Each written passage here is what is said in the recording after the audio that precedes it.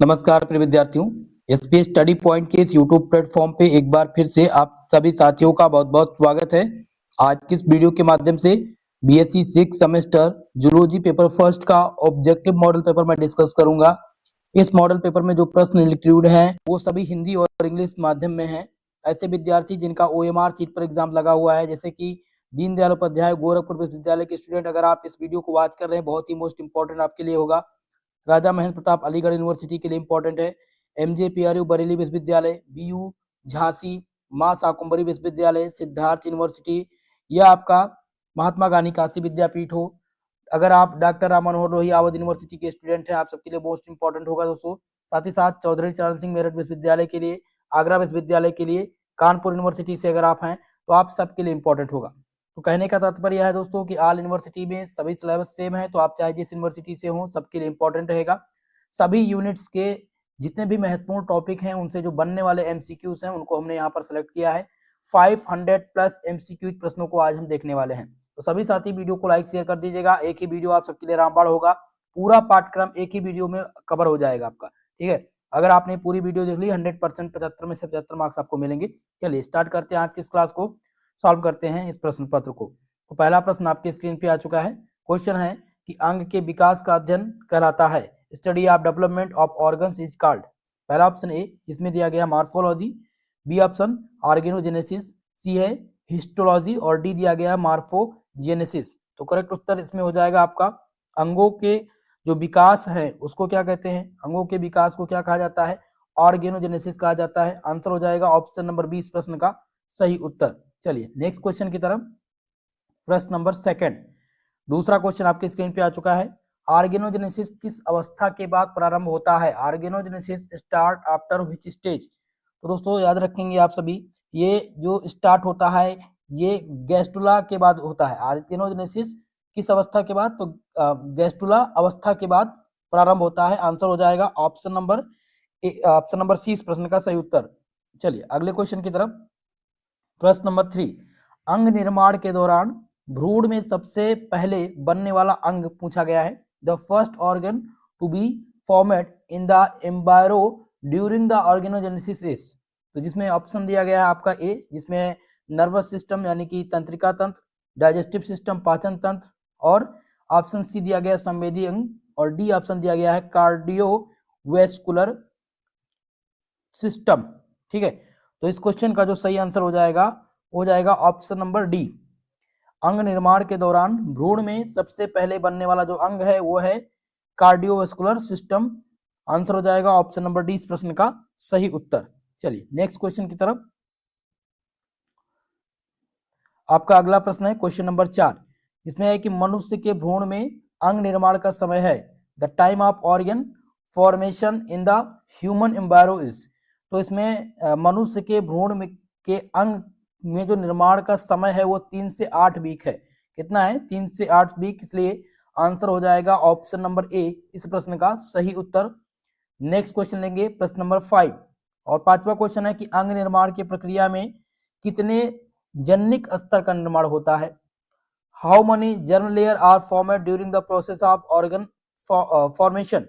तो इसमें आपका आंसर हो जाएगा ऑप्शन सी यानी 3। अंग निर्माण की प्रक्रिया में कितने जनिक स्तर का निर्माण होता है, तो 3 जनिक स्तर का निर्माण होता है, ठीक है। और ये 3 जर्म जो लेयर हैं वो है एक्टोडर्म, मीसोडर्म और इंडोडर्म। चलिए अगला क्वेश्चन प्रश्न नंबर 6, इसमें मनुष्य में सबसे पहले विकसित होने वाला अंग आपको बताना है। तो दोस्तों याद रखेंगे मनुष्य में सबसे पहले जो विकसित होने वाला अंग है वो है हृदय। आंसर हो जाएगा हार्ट, ऑप्शन नंबर ए इस प्रश्न का सही उत्तर। नेक्स्ट क्वेश्चन प्रश्न नंबर 7, इसमें है कि भ्रूण में विकसित होने वाला अंतिम अंग, the last organ to develop in the embryo is. यानी भ्रूण में पूछा गया है कि विकसित होने वाला जो अंतिम अंग है वो क्या है। तो दोस्तों याद रखेंगे कि भ्रूण में सबसे अंत में जो अंग का निर्माण होता है वो है लंग्स यानी फेफड़ा। आंसर हो जाएगा ऑप्शन नंबर डी इस क्वेश्चन का उत्तर। अगला क्वेश्चन प्रश्न नंबर 8, कौन सी जननिक स्तर का निर्माण सबसे पहले होता है। Which germ layer is formed first. तो सबसे पहले जो जर्म लेयर फॉर्मेड होती है उसका नाम क्या है, तो वो इक्टोडर्म। याद रखेंगे इक्टोडर्म। आंसर हो जाएगा ऑप्शन नंबर ए इस प्रश्न का सही उत्तर। चलिए नेक्स्ट क्वेश्चन, प्रश्न नंबर 9, जिसमें पूछा गया कि अंग निर्माण की प्रक्रिया कितने चरण में पूरी होती है। How many step is the process of organ formation completed. तो ये इसका जो मुख्य अंग निर्माण की प्रक्रिया के मुख्य जो है वो 3 चरण है। ठीक है, कौन कौन से मुख्य चरण हैं? तो इसमें आपके इक्टोडर्म, मीसोडर्म और इंडोडर्म सम्मिलित हैं।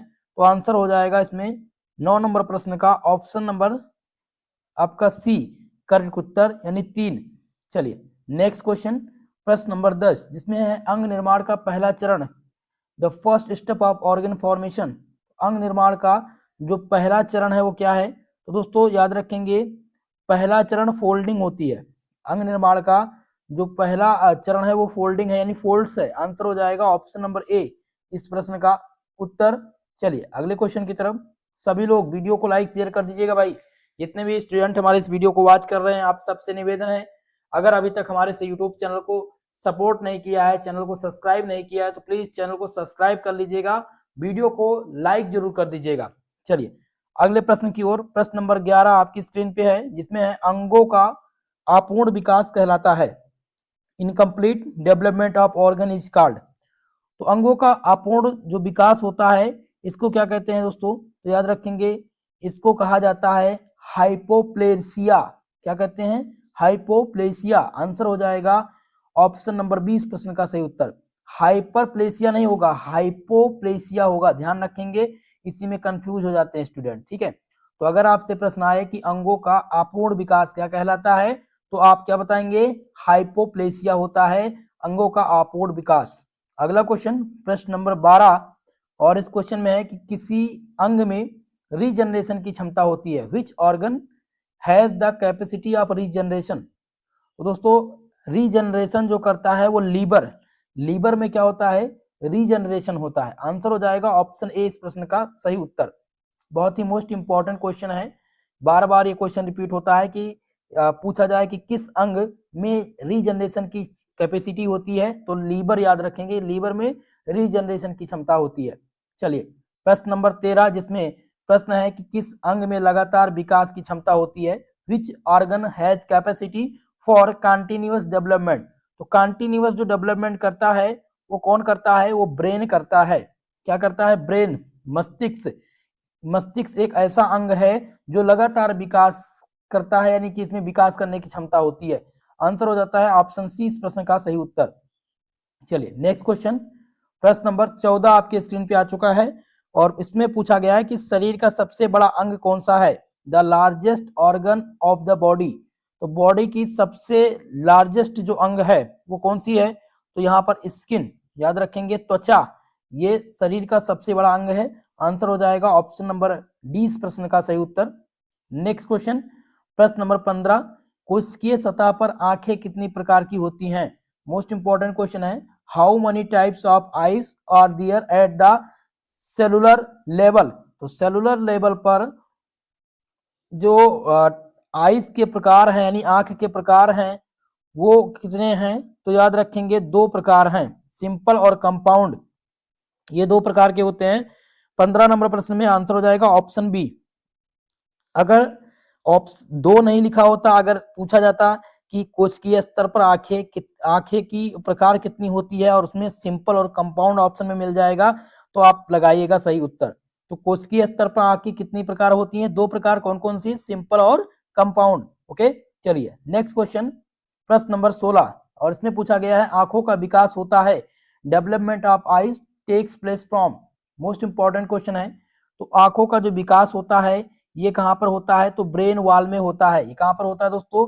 ब्रेन वॉल, यानी कि मस्तिष्क की भित्ति से आंखों का विकास होता है। आंसर हो जाएगा ऑप्शन ए इस प्रश्न का सही उत्तर। नेक्स्ट क्वेश्चन, प्रश्न नंबर 17, और इस क्वेश्चन में है कि अनेकों शीत रक्त कोशिकाओं में प्रकाशग्राही के कितने सेट होते हैं? How many set of photo receptors are there? Many cold blooded vertebrates. तो इसमें जो सही उत्तर हो जाएगा दोस्तों, हो जाएगा आंसर आपका बी। इसमें 2 होते हैं, ठीक है, कौन कौन से? तो कोल्ड ब्लडेड वर्टिब्रेट्स में 2 रिसेप्टर्स होते हैं। आंसर हो जाएगा ऑप्शन नंबर 20 प्रश्न का सही उत्तर। चलिए नेक्स्ट क्वेश्चन की तरफ, प्रश्न नंबर 18, और इस क्वेश्चन में है मेढक में ड्यूमेज का निर्माण करती है। इन फ्रॉग्स ड्यूमेज इज फॉर्मेड बाय। तो मेढक में दोस्तों ड्यूमेज का जो निर्माण करता है वो थर्ड आइज करती है, तीसरी आंख। आंसर हो जाएगा ऑप्शन नंबर 20 प्रश्न का सही उत्तर। नेक्स्ट क्वेश्चन प्रश्न नंबर 19, और इसमें है आंखों के विकास का अध्ययन सबसे पहले किया था। The study of I development was first done by. तो आंखों के विकास का अध्ययन सर्वप्रथम जिन्होंने किया था उनका क्या नाम था? तो दोस्तों याद रखेंगे कि जॉर्ज वर्ल्ड ने सबसे पहले आंखों के विकास का अध्ययन किया था। आंसर हो जाएगा ऑप्शन ए इस प्रश्न का सही उत्तर। नेक्स्ट क्वेश्चन प्रश्न नंबर 20, जिसमें मेढक में रेटिना का विकास होता है। इन frog the retina develop from. तो फ्रॉग में रेटिना कहां पर डेवलप होती है? मेढक में रेटिना का विकास जो होता है वो कहां पर होता है? तो ये इक्टोडर्म में होता है। कहां पर होता है? इक्टोडर्म में। आंसर हो जाएगा ऑप्शन नंबर ए इस प्रश्न का सही उत्तर। ठीक है, चलिए अगले क्वेश्चन की तरफ। नेक्स्ट क्वेश्चन है प्रश्न नंबर 21, जिसमें क्वेश्चन है कि मेढक में आंखों की लेंस का निर्माण होता है। इन frog the lens of eyes is formed from. मेढक में आंखों की जो लेंस है इसका जो निर्माण होता है वो कहां पर होता है? तो दोस्तों याद रखेंगे ये इक्टोडर्म में होता है। कहां पर होता है? एक्टोडर्म में। आंसर हो जाएगा ऑप्शन ए इस प्रश्न का सही उत्तर। नेक्स्ट क्वेश्चन है प्रश्न नंबर 22, इसमें है मेढक में आंख का निर्धारण कहां पर होता है? Determination of eyes in fog occurs during. तो मेढक में आंख का जो निर्धारण होता है वो कहां पर होता है दोस्तों? तो ये न्यूरल प्लेट स्टेज में होता है। कहां पर होता है? न्यूरल प्लेट स्टेज, यानी कि आंसर हो जाएगा ऑप्शन सी इस प्रश्न का सही उत्तर। नेक्स्ट क्वेश्चन प्रश्न नंबर 23, जिसमें मेढक में भावी आंख क्षेत्र दो भागों में बटा होता है, जिसे कहते हैं। In frog the prospective eyes area is divided into two parts is called. तो इसको क्या कहा जाता है? इसको ऑप्टिक प्लेट कहते हैं। क्या बोलते हैं? Optic plate. आंसर हो जाएगा ऑप्शन नंबर ए इस प्रश्न का सही उत्तर। चलिए नेक्स्ट क्वेश्चन की तरफ, क्वेश्चन नंबर 24, जिसमें है ऑप्टिक्स आशय की गुहा कहलाती है। तो ऑप्टिक्स आशय की जो गुहा होती है इसको क्या कहते हैं? इसको दोस्तों बोलते हैं ऑप्टियोसील। क्या कहते हैं? ऑप्टियोसील। आंसर हो जाएगा ऑप्शन ए इस प्रश्न का सही उत्तर। अगला क्वेश्चन है प्रश्न नंबर 25, और इस 25 नंबर क्वेश्चन है रेटिना का वर्णक स्तर बनाती है। The pigment layer of retina is formed from. तो रेटिना का जो वर्णक स्तर होता है वो क्या होता है? तो दोस्तों याद रखेंगे ये इपिब्लेमा होता है। आंसर हो जाएगा ऑप्शन ए इस प्रश्न का सही उत्तर। चलिए अगले क्वेश्चन की तरफ, प्रश्न नंबर 26, जिसमें है ऑप्टिकल रूप से खाज से विकसित होता है। Developed from the group of optics cup. तो इसमें जो सही उत्तर हो जाएगा आपका हो जाएगा ऑप्शन नंबर ए, यानी कोराइड फिफर्स। आंसर हो जाएगा ऑप्शन नंबर ए इस प्रश्न का सही आंसर। चलिए नेक्स्ट क्वेश्चन प्रश्न नंबर 27, जिसमें कभी कभी वयस्क आंख में कोरोइड्स फीचर्स की उपस्थिति के कारण प्यूपिल के आधार किनारे पर रिक्त स्थान रह जाता है। इसे क्या कहते हैं? तो इसको दोस्तों क्या कहा जाता है? इसको कहा जाता है क्लोबुमा। आंसर हो जाएगा ऑप्शन नंबर बी, क्लोबोमा इसको कहते हैं। आंसर आपका हो जाएगा इसमें ऑप्शन बी। चलिए नेक्स्ट क्वेश्चन की तरफ बढ़ते हैं। आपका अगला क्वेश्चन प्रश्न नंबर 28, जिसमें रेटिना की प्रमुख रक्त वाहिनी है। The main blood whistle of retina is. तो रेटिना की प्रमुख रक्त जो वाहिनी है वो है दोस्तों क्या है? ध्यान रखेंगे वो है हाइलाइमेट धमनी योम सिरा, यानी कि hyaloid artery and vein. Answer हो जाएगा ऑप्शन नंबर ए इस प्रश्न का सही उत्तर। नेक्स्ट क्वेश्चन है प्रश्न नंबर 29, जिसमें रेटिना के तंत्रिका स्तर को क्या कहते हैं? The neural layer of retina is called. तो रेटिना की तंत्रिका स्तर को क्या कहा जाता है? दोस्तों याद रखेंगे इसको हम प्रकाश ग्राही भी कहते हैं, प्रकाश ग्राही न्यूरॉन्स भी कहते हैं, और गैग्लियान भी कहते हैं, न्यूरल रेटिना भी कहते हैं। इसलिए आंसर हो जाएगा ऑप्शन नंबर डी इस क्वेश्चन का राइट उत्तर। नेक्स्ट क्वेश्चन प्रश्न नंबर 30, जिसमें है कि आंखों का लेंस विकसित होता है। The lens of I develop from. तो आंखों का जो लेंस विकसित होता है वो कहां पर विकसित होता है? तो याद रखेंगे ये इपीडर्मिस में होता है। आंखों का लेंस जो डेवलप होता है वो एपिडर्मिस में होता है। आंसर हो जाएगा ऑप्शन नंबर ए इस प्रश्न का सही उत्तर। नेक्स्ट क्वेश्चन, प्रश्न नंबर 31, लेंस कोशिका द्वारा स्रावित प्रोटीन में से कौन सी है? The protein secreted by lens cell is. तो लेंस कोशिकाओं के द्वारा जो स्रावित प्रोटीन है उसका नाम क्या है दोस्तों? तो याद रखेंगे क्रिस्टेलाइन। क्रिस्टेलाइन एक प्रकार की प्रोटीन है जो लेंस कोशिकाओं द्वारा स्रावित होती है। तो इस क्वेश्चन में आंसर हो जाएगा ऑप्शन सी। अगला क्वेश्चन, प्रश्न नंबर 32, जिसमें है आंखों की लेंस में अनुपस्थित होता है। तो आंखों की लेंस में क्या अनुपस्थित होता है ये आपको बताना है। तो दोस्तों याद रखेंगे इसमें ब्लड विसल नहीं होती है, ब्लड विसल नहीं होती है। बाकी आंखों में फाइबर, प्रोटीन ये दोनों पाए जाते हैं, ब्लड विसल यानी रक्त वाहिनी नहीं होती है। बी आंसर इसमें करेक्ट उत्तर हो जाएगा आपका। चलिए नेक्स्ट क्वेश्चन, प्रश्न नंबर 33, जिसमें कार्निया का विकास होता है। Development of the cornea takes place from.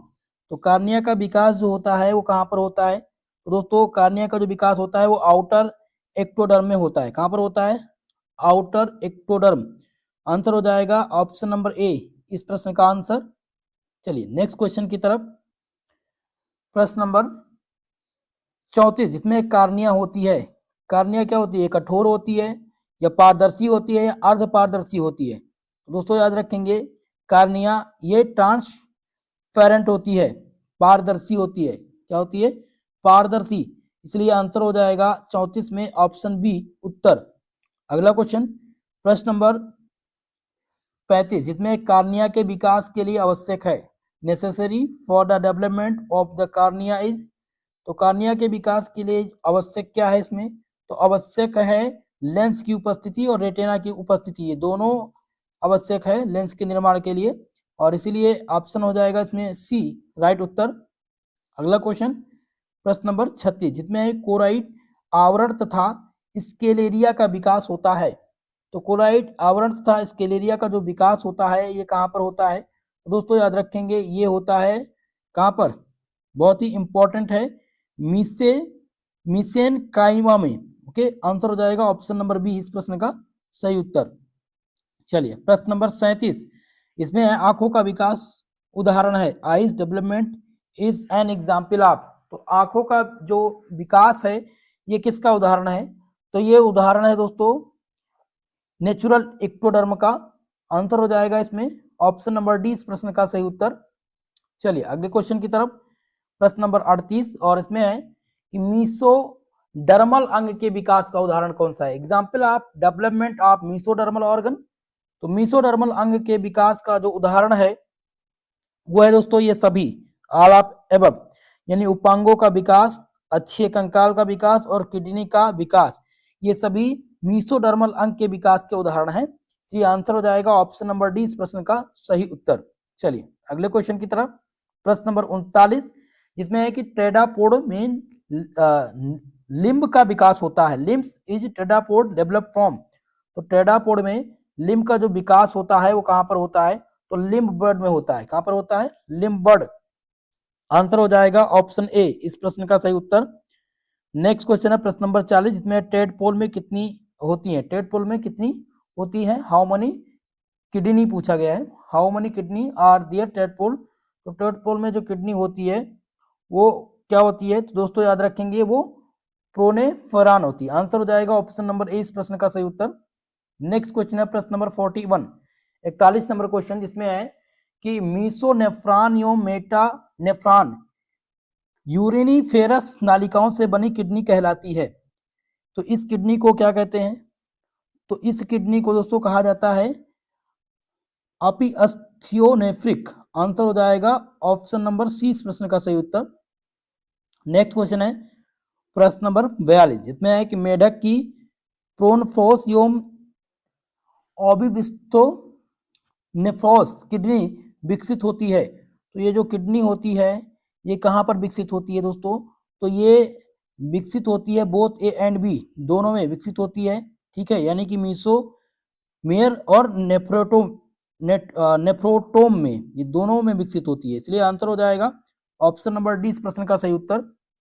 Next question प्रश्न नंबर 43, इसमें पूछा गया मार्गन के अनुसार रीजनरेशन कितने प्रकार का होता है? तो मार्गन के अनुसार रीजनरेशन की जो प्रक्रिया होती है वो दो प्रकार की होती है। आंसर हो जाएगा ऑप्शन नंबर 20 प्रश्न का सही उत्तर। नेक्स्ट क्वेश्चन प्रश्न नंबर 44 जिसमें है कि ऐसा पुनर्जनन जिसमें क्षतग्रस्त ऊतकों और अंगों को मौजूद ऊतकों या अंगों के विच्छेदन के माध्यम से पुनर्जीवित किया जाता है उसे क्या कहते हैं? तो दोस्तों याद रखेंगे, इसे कहा जाता है, क्या कहा जाता है? इसको हम माफ कीजिएगा, इसको हम मार्फोलैक्सस कहते हैं। ओके, मार्फोलैक्सस। आंसर हो जाएगा ऑप्शन नंबर सी इस क्वेश्चन का राइट उत्तर। चलिए नेक्स्ट क्वेश्चन प्रश्न नंबर 45 नंबर क्वेश्चन है कि जंतु के शरीर के किस भाग द्वारा नए शरीर का बनना कहलाता है? The formation of a new body view any part of animal body is called. तो इसे क्या कहते हैं दोस्तों? इसको कहा जाता है मार्फोलैसिक्स और मार्फोलैटिक्स, दोनों कहा जाता है, इसलिए ए एंड बी इसमें हो जाएगा सही उत्तर, ऑप्शन नंबर सी करेक्ट उत्तर। चलिए प्रश्न नंबर 46 में हाइड्रा का पुनर्जनन उदाहरण है। तो हाइड्रा का जो पुनर्जनन है ये उदाहरण किसका है? दोस्तों याद रखेंगे, ये उदाहरण है माफी लैकिसस का। आंसर हो जाएगा ऑप्शन सी इस प्रश्न का सही उत्तर। चलिए नेक्स्ट क्वेश्चन की तरफ, प्रश्न नंबर 47 जिसमें है सैलामेंडर में लिम्ब का पुनर्जनन कितने चरणों में होता है? तो सैलामेंडर में लिम्ब का जो पुनर्जनन होता है वो कितने चरण में होता है? तो ये 3 चरण में होता है। आंसर हो जाएगा ऑप्शन सी इस प्रश्न का सही उत्तर।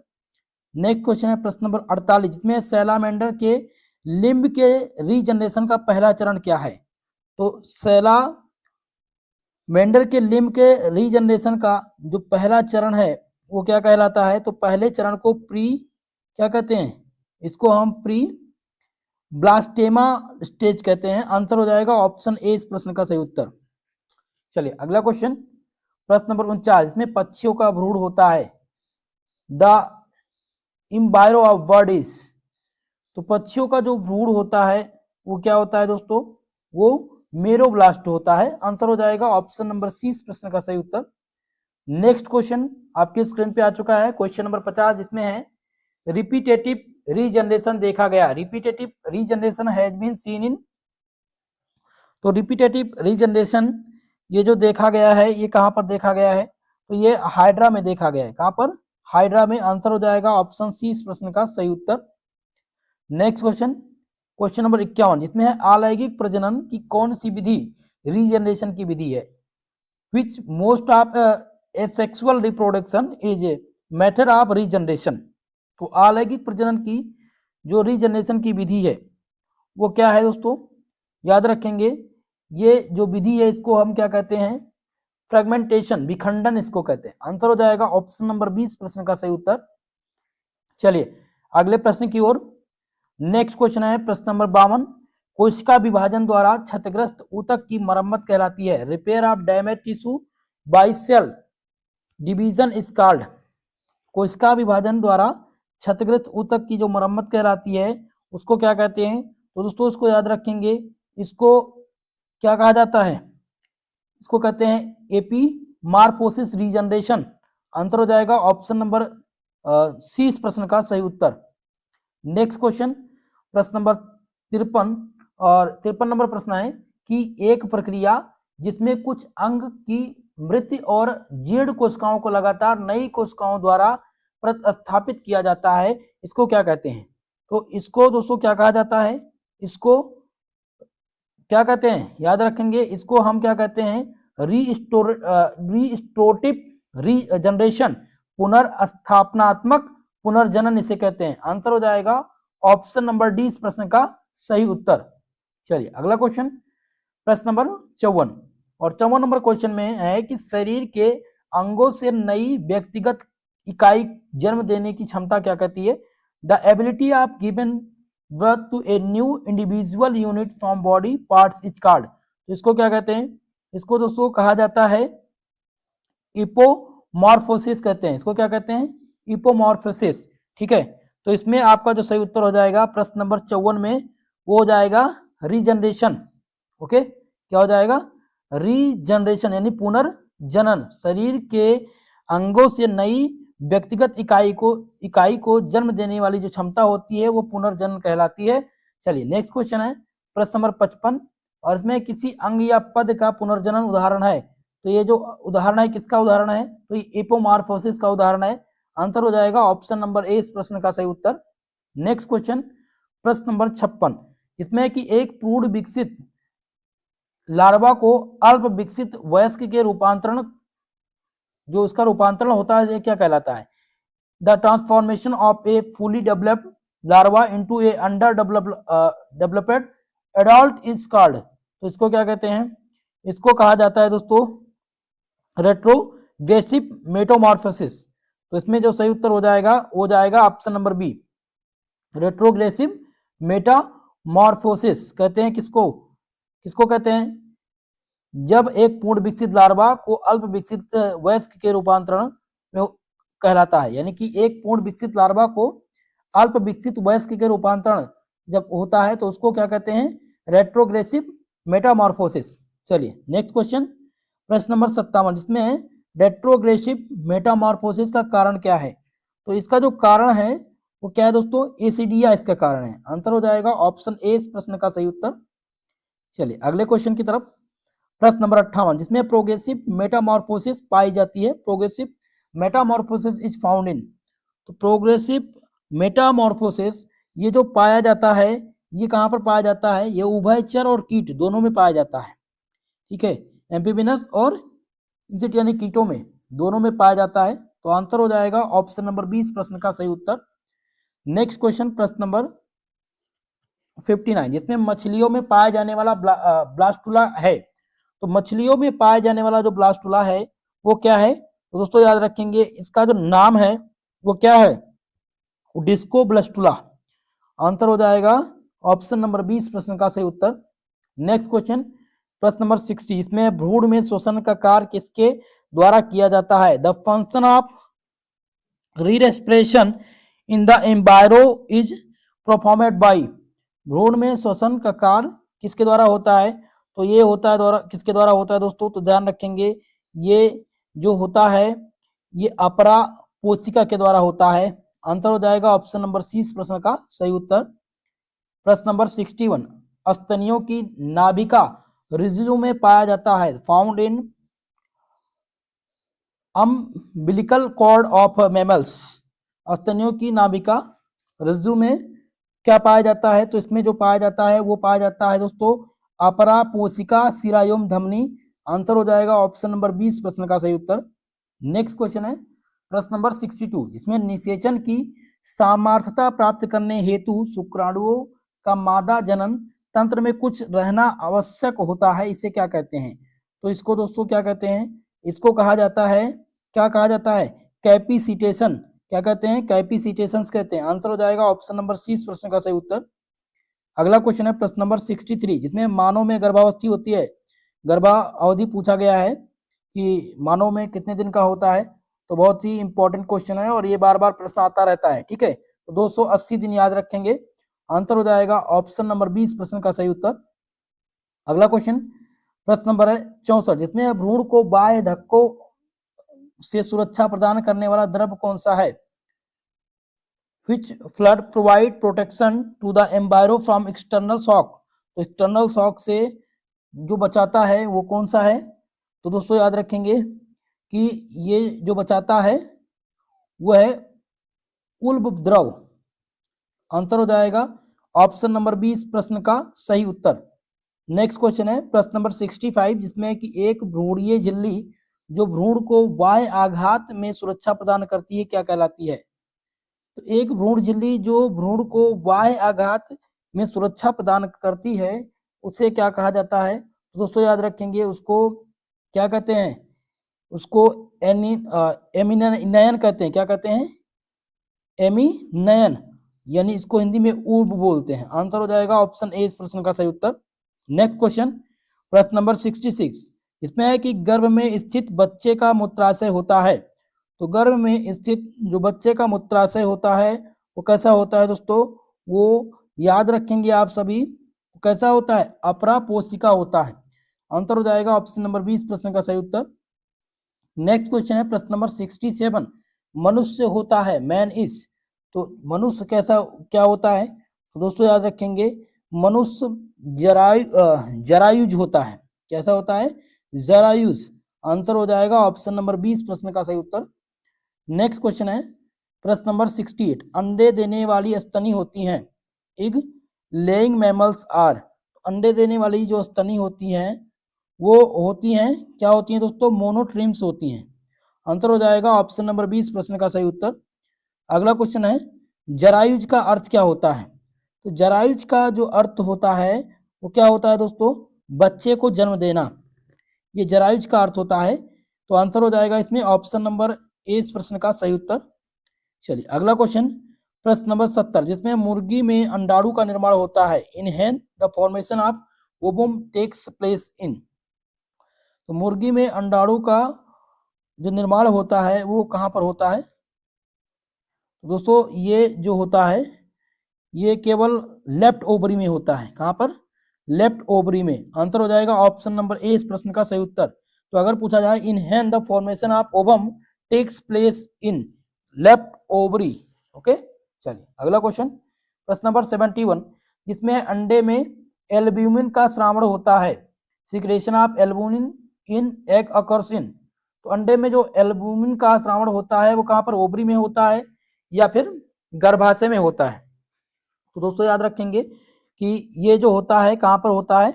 ये हमेशा मैग्नाम में होता है। कहाँ पर? अंडे में एल्ब्यूमिन का श्रावण होता है मैग्नाम में। आंसर हो जाएगा ऑप्शन सी इस प्रश्न का सही उत्तर। नेक्स्ट क्वेश्चन प्रश्न नंबर 72, जिसमें परिवर्धन के साथ अंडे में उपस्थित वायु अवकाश है।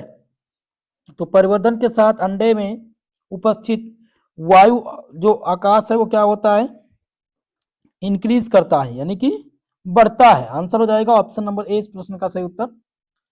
नेक्स्ट क्वेश्चन है 73, जिसमें उल्ब घेरता है। उल्ब घेरती है। तो उल्ब क्या घेरती है दोस्तों? उल्ब जो घेरती है वो इम्बायरो को घेरती है। किसको घेरती है? भ्रूण को। आंसर हो जाएगा ऑप्शन नंबर डी इस प्रश्न का सही उत्तर। नेक्स्ट क्वेश्चन प्रश्न नंबर 74, इसमें भ्रूण में श्वसन का कार्य किसके द्वारा होता है? Respiration in embryo is performed by.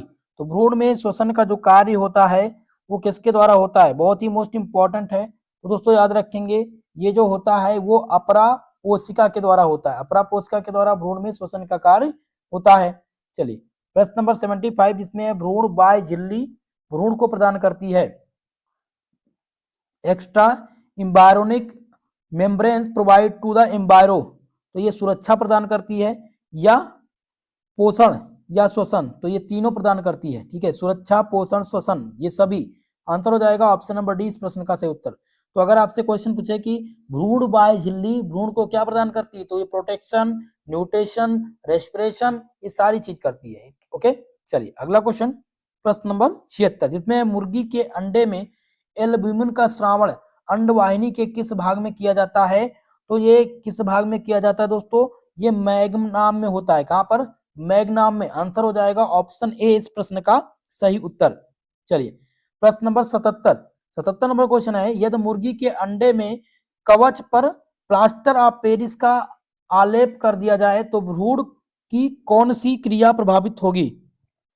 तो भ्रूण की जो क्रिया प्रभावित होगी वो रेस्पिरेशन होगी, यानी श्वसन प्रभावित होगी। आंसर हो जाएगा ऑप्शन नंबर सी इस प्रश्न का सही उत्तर। ठीक है, अगर मुर्गी के अंडे के कवच पर प्लास्टर ऑफ पेरिस का आलेपन कर दिया जाए तो भ्रूण की जो अवस्था है कौन सी क्रिया प्रभावित हो जाएगी?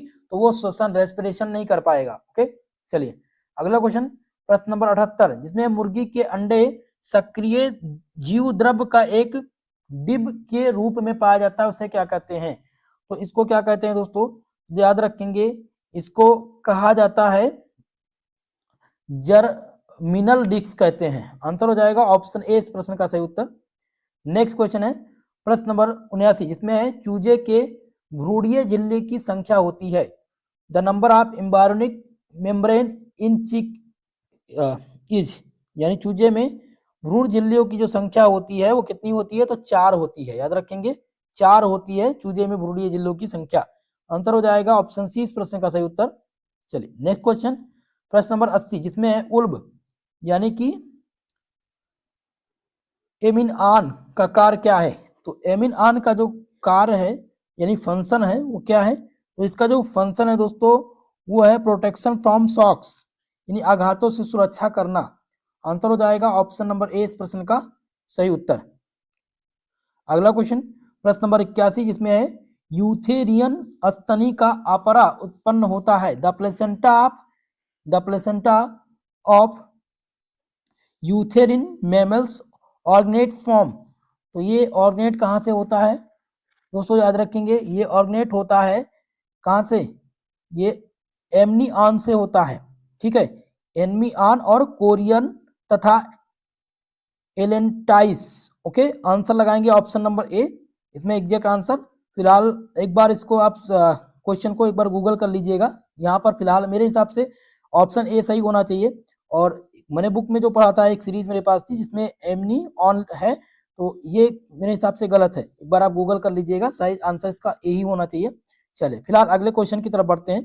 प्रश्न नंबर 82 है जिसमें है कशेरुकु नेत्र का लेंस एवं मूर्ति पटल विकसित होता है, ये कहाँ पर विकसित होता है, तो ये केवल इंडोडर्म में विकसित होता है या partially ectoderm and partially endoderm, दोनों का आंसर इसमें क्या होगा, तो याद रखेंगे इसमें केवल और केवल ये एक्टोडर्म में होता है। कशेरुकी नेत्र का लेंस एवं मूर्ति पटल का जो विकास होता है या विकसित होता है ये केवल और केवल एक्टोडर्म में होता है। आंसर हो जाएगा ऑप्शन सी इस प्रश्न का सही उत्तर। नेक्स्ट क्वेश्चन है प्रश्न नंबर 83 इसमें अपारा पूछा गया प्लेसेंटा इज फॉर्मेड बाई, तो प्लेसेंटा ये कहाँ से प्राप्त होता है, फॉर्मेड होता है, तो दोस्तों placenta both mother and embryo से होगा, कहाँ से, both parts of mother and embryo, माँ तथा भ्रूण दोनों के भाग से अपारा यानी कि प्लेसेंटा बनता है। चलिए नेक्स्ट क्वेश्चन प्रश्न नंबर 84 मनुष्य तथा सशक के अंडे होते हैं, egg in human and rabbits are, तो मनुष्य तथा सशक में अंडे जो होते हैं वो कैसे होते हैं, जल्दी से बताने का प्रयास कीजिएगा। तो ये जो होते हैं दोस्तों ये हमेशा एले शीथल होते हैं, आंसर हो जाएगा ऑप्शन नंबर डी इस प्रश्न का सही उत्तर। नेक्स्ट क्वेश्चन है प्रश्न नंबर 85 पक्षियों में एरिया प्लूसिडा में विकसित होता है, तो पक्षियों में एरिया प्लूसिडा जो ये विकसित होता है ये कहाँ पर विकसित होता है, तो ये विकसित होता है दोस्तों परमेटिव स्टिक में, कहाँ पर, परमेटिव स्टिक में, आंसर हो जाएगा ऑप्शन बी इस प्रश्न का सही उत्तर। नेक्स्ट क्वेश्चन प्रश्न नंबर 86 जिसमें है कि भ्रूणीय परिवर्धन के समय अग्नाशयक एवं यकृत किस जनन स्तर से बनते हैं, तो ये जो बनते हैं इनका जो निर्माण होता है ये कहाँ पर होता है, इंडोडर्म में होता है, कहाँ पर, इंडोडर्म, आंसर हो जाएगा ऑप्शन नंबर बी अंतःचर्म। चलिए नेक्स्ट क्वेश्चन प्रश्न नंबर 87 जिसमें है कि भ्रूणीय परिवर्धन के समय आंतरिक कंकाल एवं मांसपेशियों का निर्माण किन जनन स्तर से होता है, तो दोस्तों किन जनन स्तर से होता है, तो ये मीसोडर्म से होता है, कहां से, मीसोडर्म, आंसर हो जाएगा ऑप्शन नंबर सी इस प्रश्न का सही उत्तर। चलिए अगला क्वेश्चन प्रश्न नंबर आपका 88 नंबर क्वेश्चन है कि भ्रूणीय अवस्था में लाल रक्त कोशिकाओं का निर्माण कहां पर होता है, red blood cell are formed in the embryonic stage in, तो भ्रूणीय अवस्था में लाल रक्त कोशिकाओं का जो निर्माण होता है ये कहां पर होता है, तो ये इंडोडर्म में होता है, ठीक है। इंडोडर्म के साथ साथ आप ध्यान रखेंगे कि ये जो होता है लीवर और स्प्लीन में, okay, liver and spleen, answer हो जाएगा ऑप्शन नंबर बी इस प्रश्न का सही उत्तर। तो भ्रूणीय अवस्था में लाल रक्त कोशिकाओं का जो निर्माण होता है वो लीवर और स्प्लीन में होता है। चलिए अगला क्वेश्चन प्रश्न नंबर 89 और इसमें है आर्मोलिडो,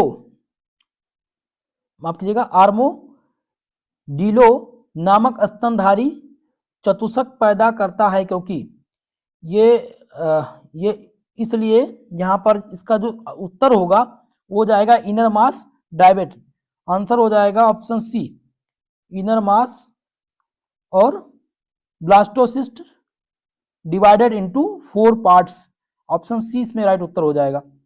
नेक्स्ट क्वेश्चन लेते हैं प्रश्न नंबर 90 जिसमें अमोनिया को यूरिया में परिवर्तित किया जाता है, ammonia is converted into urea by, तो ये किसके द्वारा परिवर्तित किया जाता है, तो ये जो परिवर्तित किया जाता है वो एमनिओन द्वारा परिवर्तित किया जाता है, आंसर हो जाएगा ऑप्शन ए इस प्रश्न का सही उत्तर।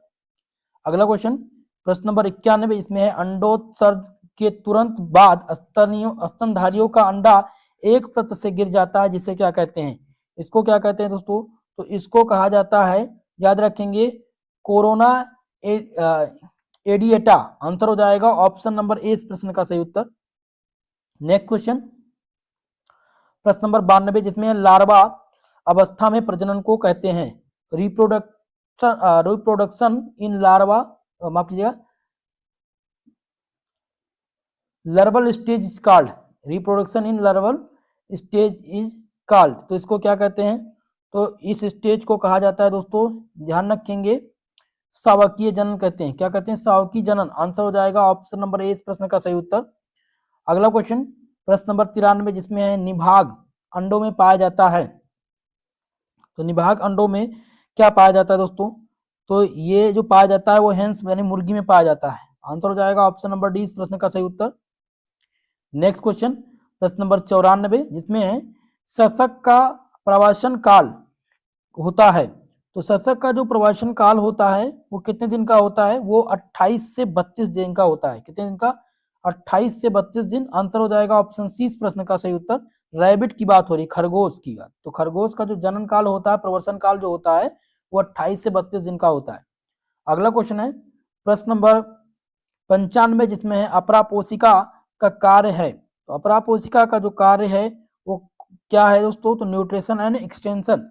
क्या कहलाता है इसका? यानी पोषण तथा उत्सर्जन। ये अपरापोषिका का कार्य है। सी ऑप्शन हो जाएगा सी इसमें सही उत्तर।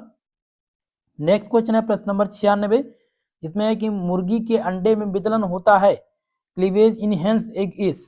तो मुर्गी के अंडे में जो विदलन होता है वो कैसा विदलन होता है? तो दोस्तों ये जो होता है वो डिस्सॉइडल मोरोब्लास्टिक होता है, यानी कि जिसे कहते हैं बिम्बाब अंशभंची। आंसर हो जाएगा ऑप्शन नंबर सी इस प्रश्न का सही उत्तर। अगला क्वेश्चन, प्रश्न नंबर 97, जिसमें विदलन के फलस्वरूप बनी ठोस कोशिकाएं संरचना क्या कहलाती है? The solid cellular structure formed as a result of cleavage is called. तो इसको क्या कहते हैं? तो इसको कहा जाता है मेरुला। आंसर हो जाएगा ऑप्शन नंबर सी इस क्वेश्चन का सही उत्तर, मोरुला। विदलन के फलस्वरूप बनी ठोस कोशिकीय जो संरचना है उसको मोरुला कहते हैं। चलिए नेक्स्ट क्वेश्चन लेते हैं, प्रश्न नंबर आपका 98, जिसमें है ब्लास्टुला की गुहा कहलाती है। The cavity of blastula is called. तो ब्लास्टुला की जो गुहा होती है ये क्या कहलाती है? तो इसको क्या कहते हैं दोस्तों? याद रखेंगे, इसको ब्लास्टोसील कहते हैं। आंसर हो जाएगा ऑप्शन नंबर 20 प्रश्न का सही उत्तर। नेक्स्ट क्वेश्चन, प्रश्न नंबर 99, गैस्ट्रुलेशन के दौरान निर्मित होने वाला गुहा कौन सा है? The cavity formed during the gastrula is. तो गैस्ट्रुलेशन के दौरान निर्मित होने वाला जो गुहा है उसको क्या कहते हैं? तो याद रखेंगे दोस्तों, इसको हम आद्य यंत्र कहते हैं। आंसर हो जाएगा ऑप्शन नंबर 20 प्रश्न का सही उत्तर। नेक्स्ट क्वेश्चन, प्रश्न नंबर 100, जिसमें है ब्लास्टोपोर पाया जाता है। ब्लास्टोपोर इज फॉर्मेड इन। तो ब्लास्टोपोर जो है ये कहां पर पाया जाता है? तो ये गैस्ट्रुला में पाया जाता है। आंसर हो जाएगा आपका ऑप्शन नंबर 20 प्रश्न का सही उत्तर। तो हमने पहले वाले मॉडल पेपर से 100 क्वेश्चंस को सॉल्व कर लिया है। अब आपका ये सेकंड मॉडल पेपर है जूलॉजी का, जो स्टार्ट कर रहे हैं हम। और इसमें जो इंपॉर्टेंट क्वेश्चंस हैं उनकी 75 यानी कि 75 एमसीक्यूज क्वेश्चन है। इसके बाद में लास्ट में एक और मॉडल पेपर मैं कराऊंगा जो एक ही वीडियो में आपका कवर होगा, ठीक है। तो आपका 4th सेमेस्टर जूलॉजी का पेपर टाइटल है एवोल्यूशनरी एंड डेवलपमेंटल बायोलॉजी। चलिए स्टार्ट करते हैं इस क्लास को और सॉल्व करते हैं इस प्रश्न पत्र को। पहला प्रश्न आ चुका है, क्वेश्चन नंबर 1, जिसमें है कि the basic principle of Lamarckism was. लैमार्कवाद का मूल सिद्धांत था। तो लैमार्कवाद का जो मूल सिद्धांत था वो था उपार्जित लक्षणों की वंशानुगति। आंसर हो जाएगा ऑप्शन नंबर डी इस प्रश्न का सही उत्तर। लैमार्क का सिद्धांत कहता है कि जीवन में अर्जित गुण अगली पीढ़ी में जाती है, यही लैमार्कवाद का मूल सिद्धांत था। नेक्स्ट क्वेश्चन, प्रश्न नंबर 2, जिसमें है कि उस जहाज का नाम जिस पर डार्विन ने प्रकृतिवादी के रूप में कार्य किया है, तो उस जहाज का नाम क्या था दोस्तों? तो इस जहाज का नाम था बीगल। आंसर हो जाएगा ऑप्शन नंबर 20 प्रश्न का सही उत्तर। नेक्स्ट क्वेश्चन, प्रश्न नंबर 3, इसमें ओरिजिन ऑफ स्पीसीज नामक पुस्तक किस वर्ष प्रकाशित हुई थी? तो ये पुस्तक जो प्रकाशित हुई थी ये 1859 में। कब प्रकाशित हुई थी? 1859 में प्रकाशित हुई थी। आंसर हो जाएगा ऑप्शन नंबर ए इस प्रश्न का सही उत्तर। चलिए नेक्स्ट क्वेश्चन की तरफ।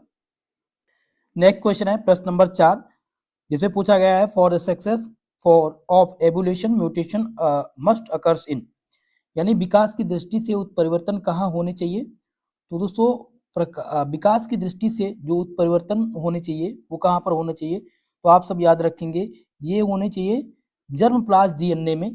आंसर हो जाएगा ऑप्शन नंबर बी इस प्रश्न का सही उत्तर।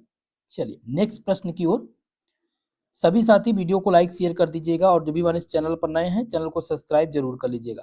पांचवा क्वेश्चन है कार्बनिक विकास के मुख्य स्रोत हैं। तो कार्बनिक विकास के जो मुख्य स्रोत हैं उसको उत्परिवर्तन कहते हैं, म्यूटेशन। आंसर हो जाएगा ऑप्शन डी इस प्रश्न का सही उत्तर।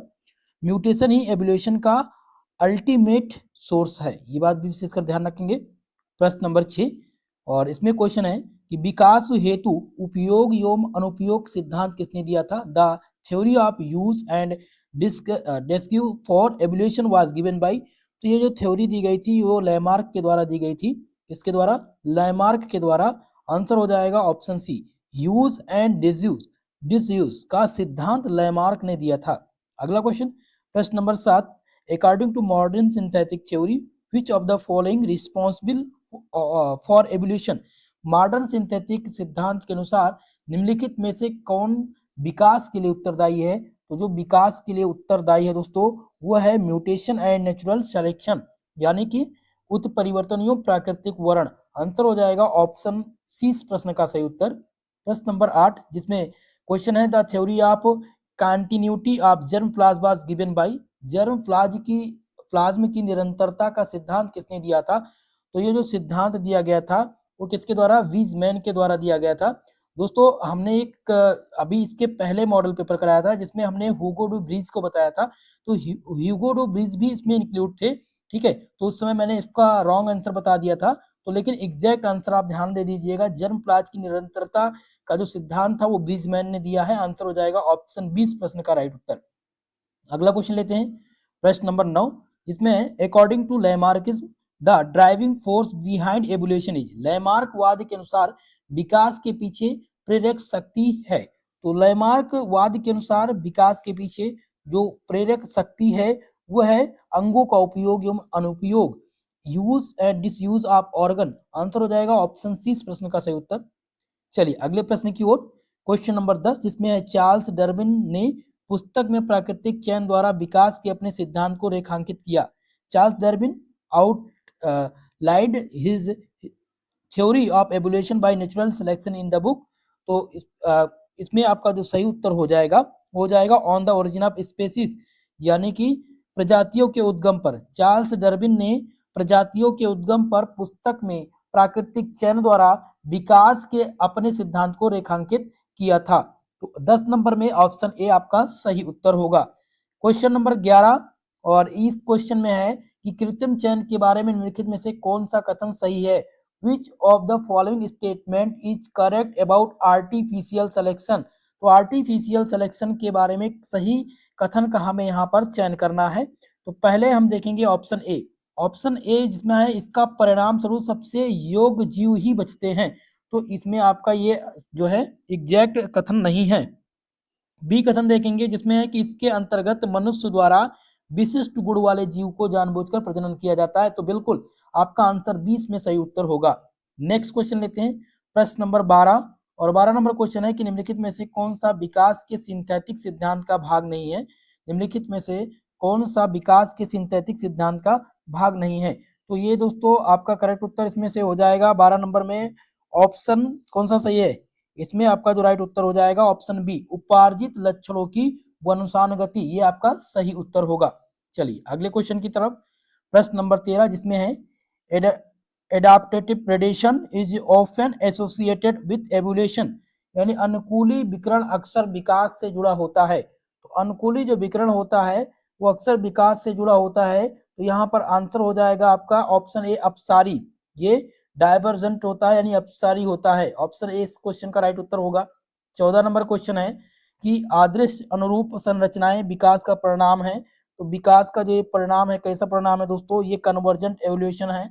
आंसर हो जाएगा अभिसारी, ऑप्शन नंबर 20 प्रश्न का सही उत्तर हो जाएगा। एनालॉगस स्ट्रक्चर अलग अलग ऑर्गन के होते हैं लेकिन फंक्शनल इनमें जो फंक्शन होते हैं वो सेम होता है। क्वेश्चन नंबर 15 इसमें सह विकास कोएबुलेशन कैन अकर्स ड्यू टू, सह विकास किन कारणों से हो सकती है?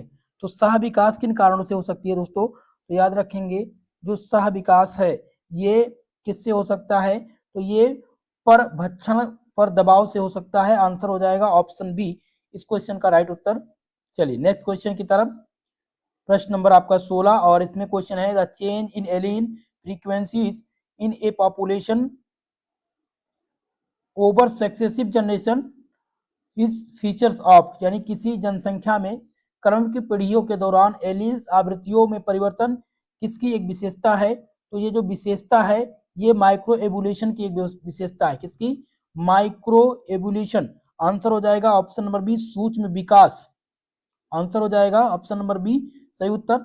अगला क्वेश्चन लेते हैं प्रश्न नंबर 17 और इस क्वेश्चन में है the sum of all gene held by all the member of population is known as, एक आबादी के सभी सदस्यों में उपस्थित जीन का योग क्या कहलाता है? तो ये जो योग है इसका वो क्या कहलाता है दोस्तों? इस योग को हम क्या कहते हैं? ध्यान रखेंगे आप सभी लोग, इसको क्या जीनोटाइप कहा जाता है? चलिए बताने का प्रयास कीजिएगा, क्या इसको जीनोटाइप कहते हैं या जीन पूल कहते हैं? तो बिल्कुल आपका सही उत्तर हो जाएगा ऑप्शन सी, जीन पूल कहते हैं इसको। ओके चलिए अगला क्वेश्चन प्रश्न नंबर 18 who give the theory of pangenesis, pangenesis सिद्धांत का प्रतिपादन किसने किया था? तो इस सिद्धांत का प्रतिपादन जो किया था वो डार्विन ने किया था, चार्ल्स डार्विन ने। आंसर हो जाएगा ऑप्शन नंबर ए इस प्रश्न का सही उत्तर।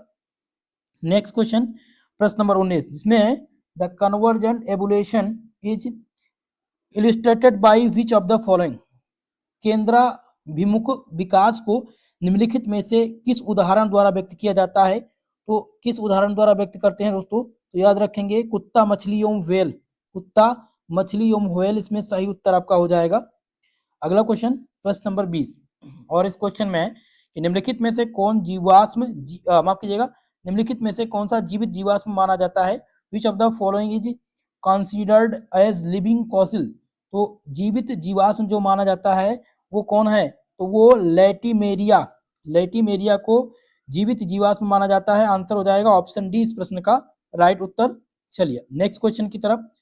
प्रश्न नंबर 21 और 21 नंबर क्वेश्चन है आर्कियोप्टेक्स फॉसिल किस काल की चट्टान से प्राप्त हुआ? तो ये जो प्राप्त हुआ था ये किस चट्टान से प्राप्त हुआ था? तो दोस्तों जुरासिक चट्टान से, ठीक है, जुरासिक काल की चट्टान से प्राप्त हुआ था। आंसर हो जाएगा ऑप्शन नंबर 20 प्रश्न का सही उत्तर। नेक्स्ट क्वेश्चन है प्रश्न नंबर 22 और 22 नंबर क्वेश्चन है किसी जीव में पूर्वजीय लक्षण का पुनः उद्भव कहलाता है? तो ये पूर्वजीय लक्षण का किसी भी जीव में जो पूर्वजीय लक्षण होते हैं अगर उनका पुनः उद्भव होता है तो इसको क्या कहते हैं? इनको एटविज्म कहते हैं। क्या कहते हैं? एटविज्म। आंसर हो जाएगा ऑप्शन ए इस प्रश्न का राइट उत्तर। अगला क्वेश्चन प्रश्न नंबर 23 जिसमें कार्बनिक विकास इनमें से किस तथ्य की व्याख्या करता है? चलिए बताने का प्रयास कीजिएगा। तो कार्बनिक विकास इनमें से जिस तथ्य की व्याख्या करता है वो तथ्य क्या है? विभिन्नताओं के साथ इतिहास एवं विकास। ठीक है, आंसर हो जाएगा ऑप्शन सी इस प्रश्न का सही उत्तर। प्रश्न नंबर 24 जिसमें पूछा गया निम्नलिखित में से वैज्ञानिक का संबंध गलापेगो द्वीप से है। To which of scientist Galapagos island are considered, तो गलापेगो द्वीप से संबंध किसका है? तो संबंध है डार्विन का। किसका संबंध है? डार्विन का। आंसर हो जाएगा ऑप्शन नंबर ए इस प्रश्न का सही उत्तर। अगला क्वेश्चन है प्रश्न नंबर 25 जिसमें है कि निम्नलिखित में से कौन आद स्तनी है? Which of the following is most primitive mammals, तो आद स्तनी इनमें से कौन सी है? तो आद स्तनी की श्रेणी में जो आता है वो कांटेदार चींटी खोर, ठीक है, ये आद स्तनी की श्रेणी में आता है। आंसर हो जाएगा ऑप्शन नंबर 20 प्रश्न का राइट उत्तर। नेक्स्ट क्वेश्चन है प्रश्न नंबर 26 और इसमें पूछा गया विच one of the following is a proof of organic evolution, निम्नलिखित में से कौन सा कार्बनिक विकास का प्रमाण है? तो कार्बनिक विकास का प्रमाण इसमें पूछा गया है तो कशेरुकी भ्रूणों में क्लोम दरार, ठीक है, कशेरुकी भ्रूणों में क्लोम दरार ये कार्बनिक विकास का प्रमाण कहलाता है। इसलिए आंसर हो जाएगा ऑप्शन नंबर डी इस क्वेश्चन का राइट उत्तर।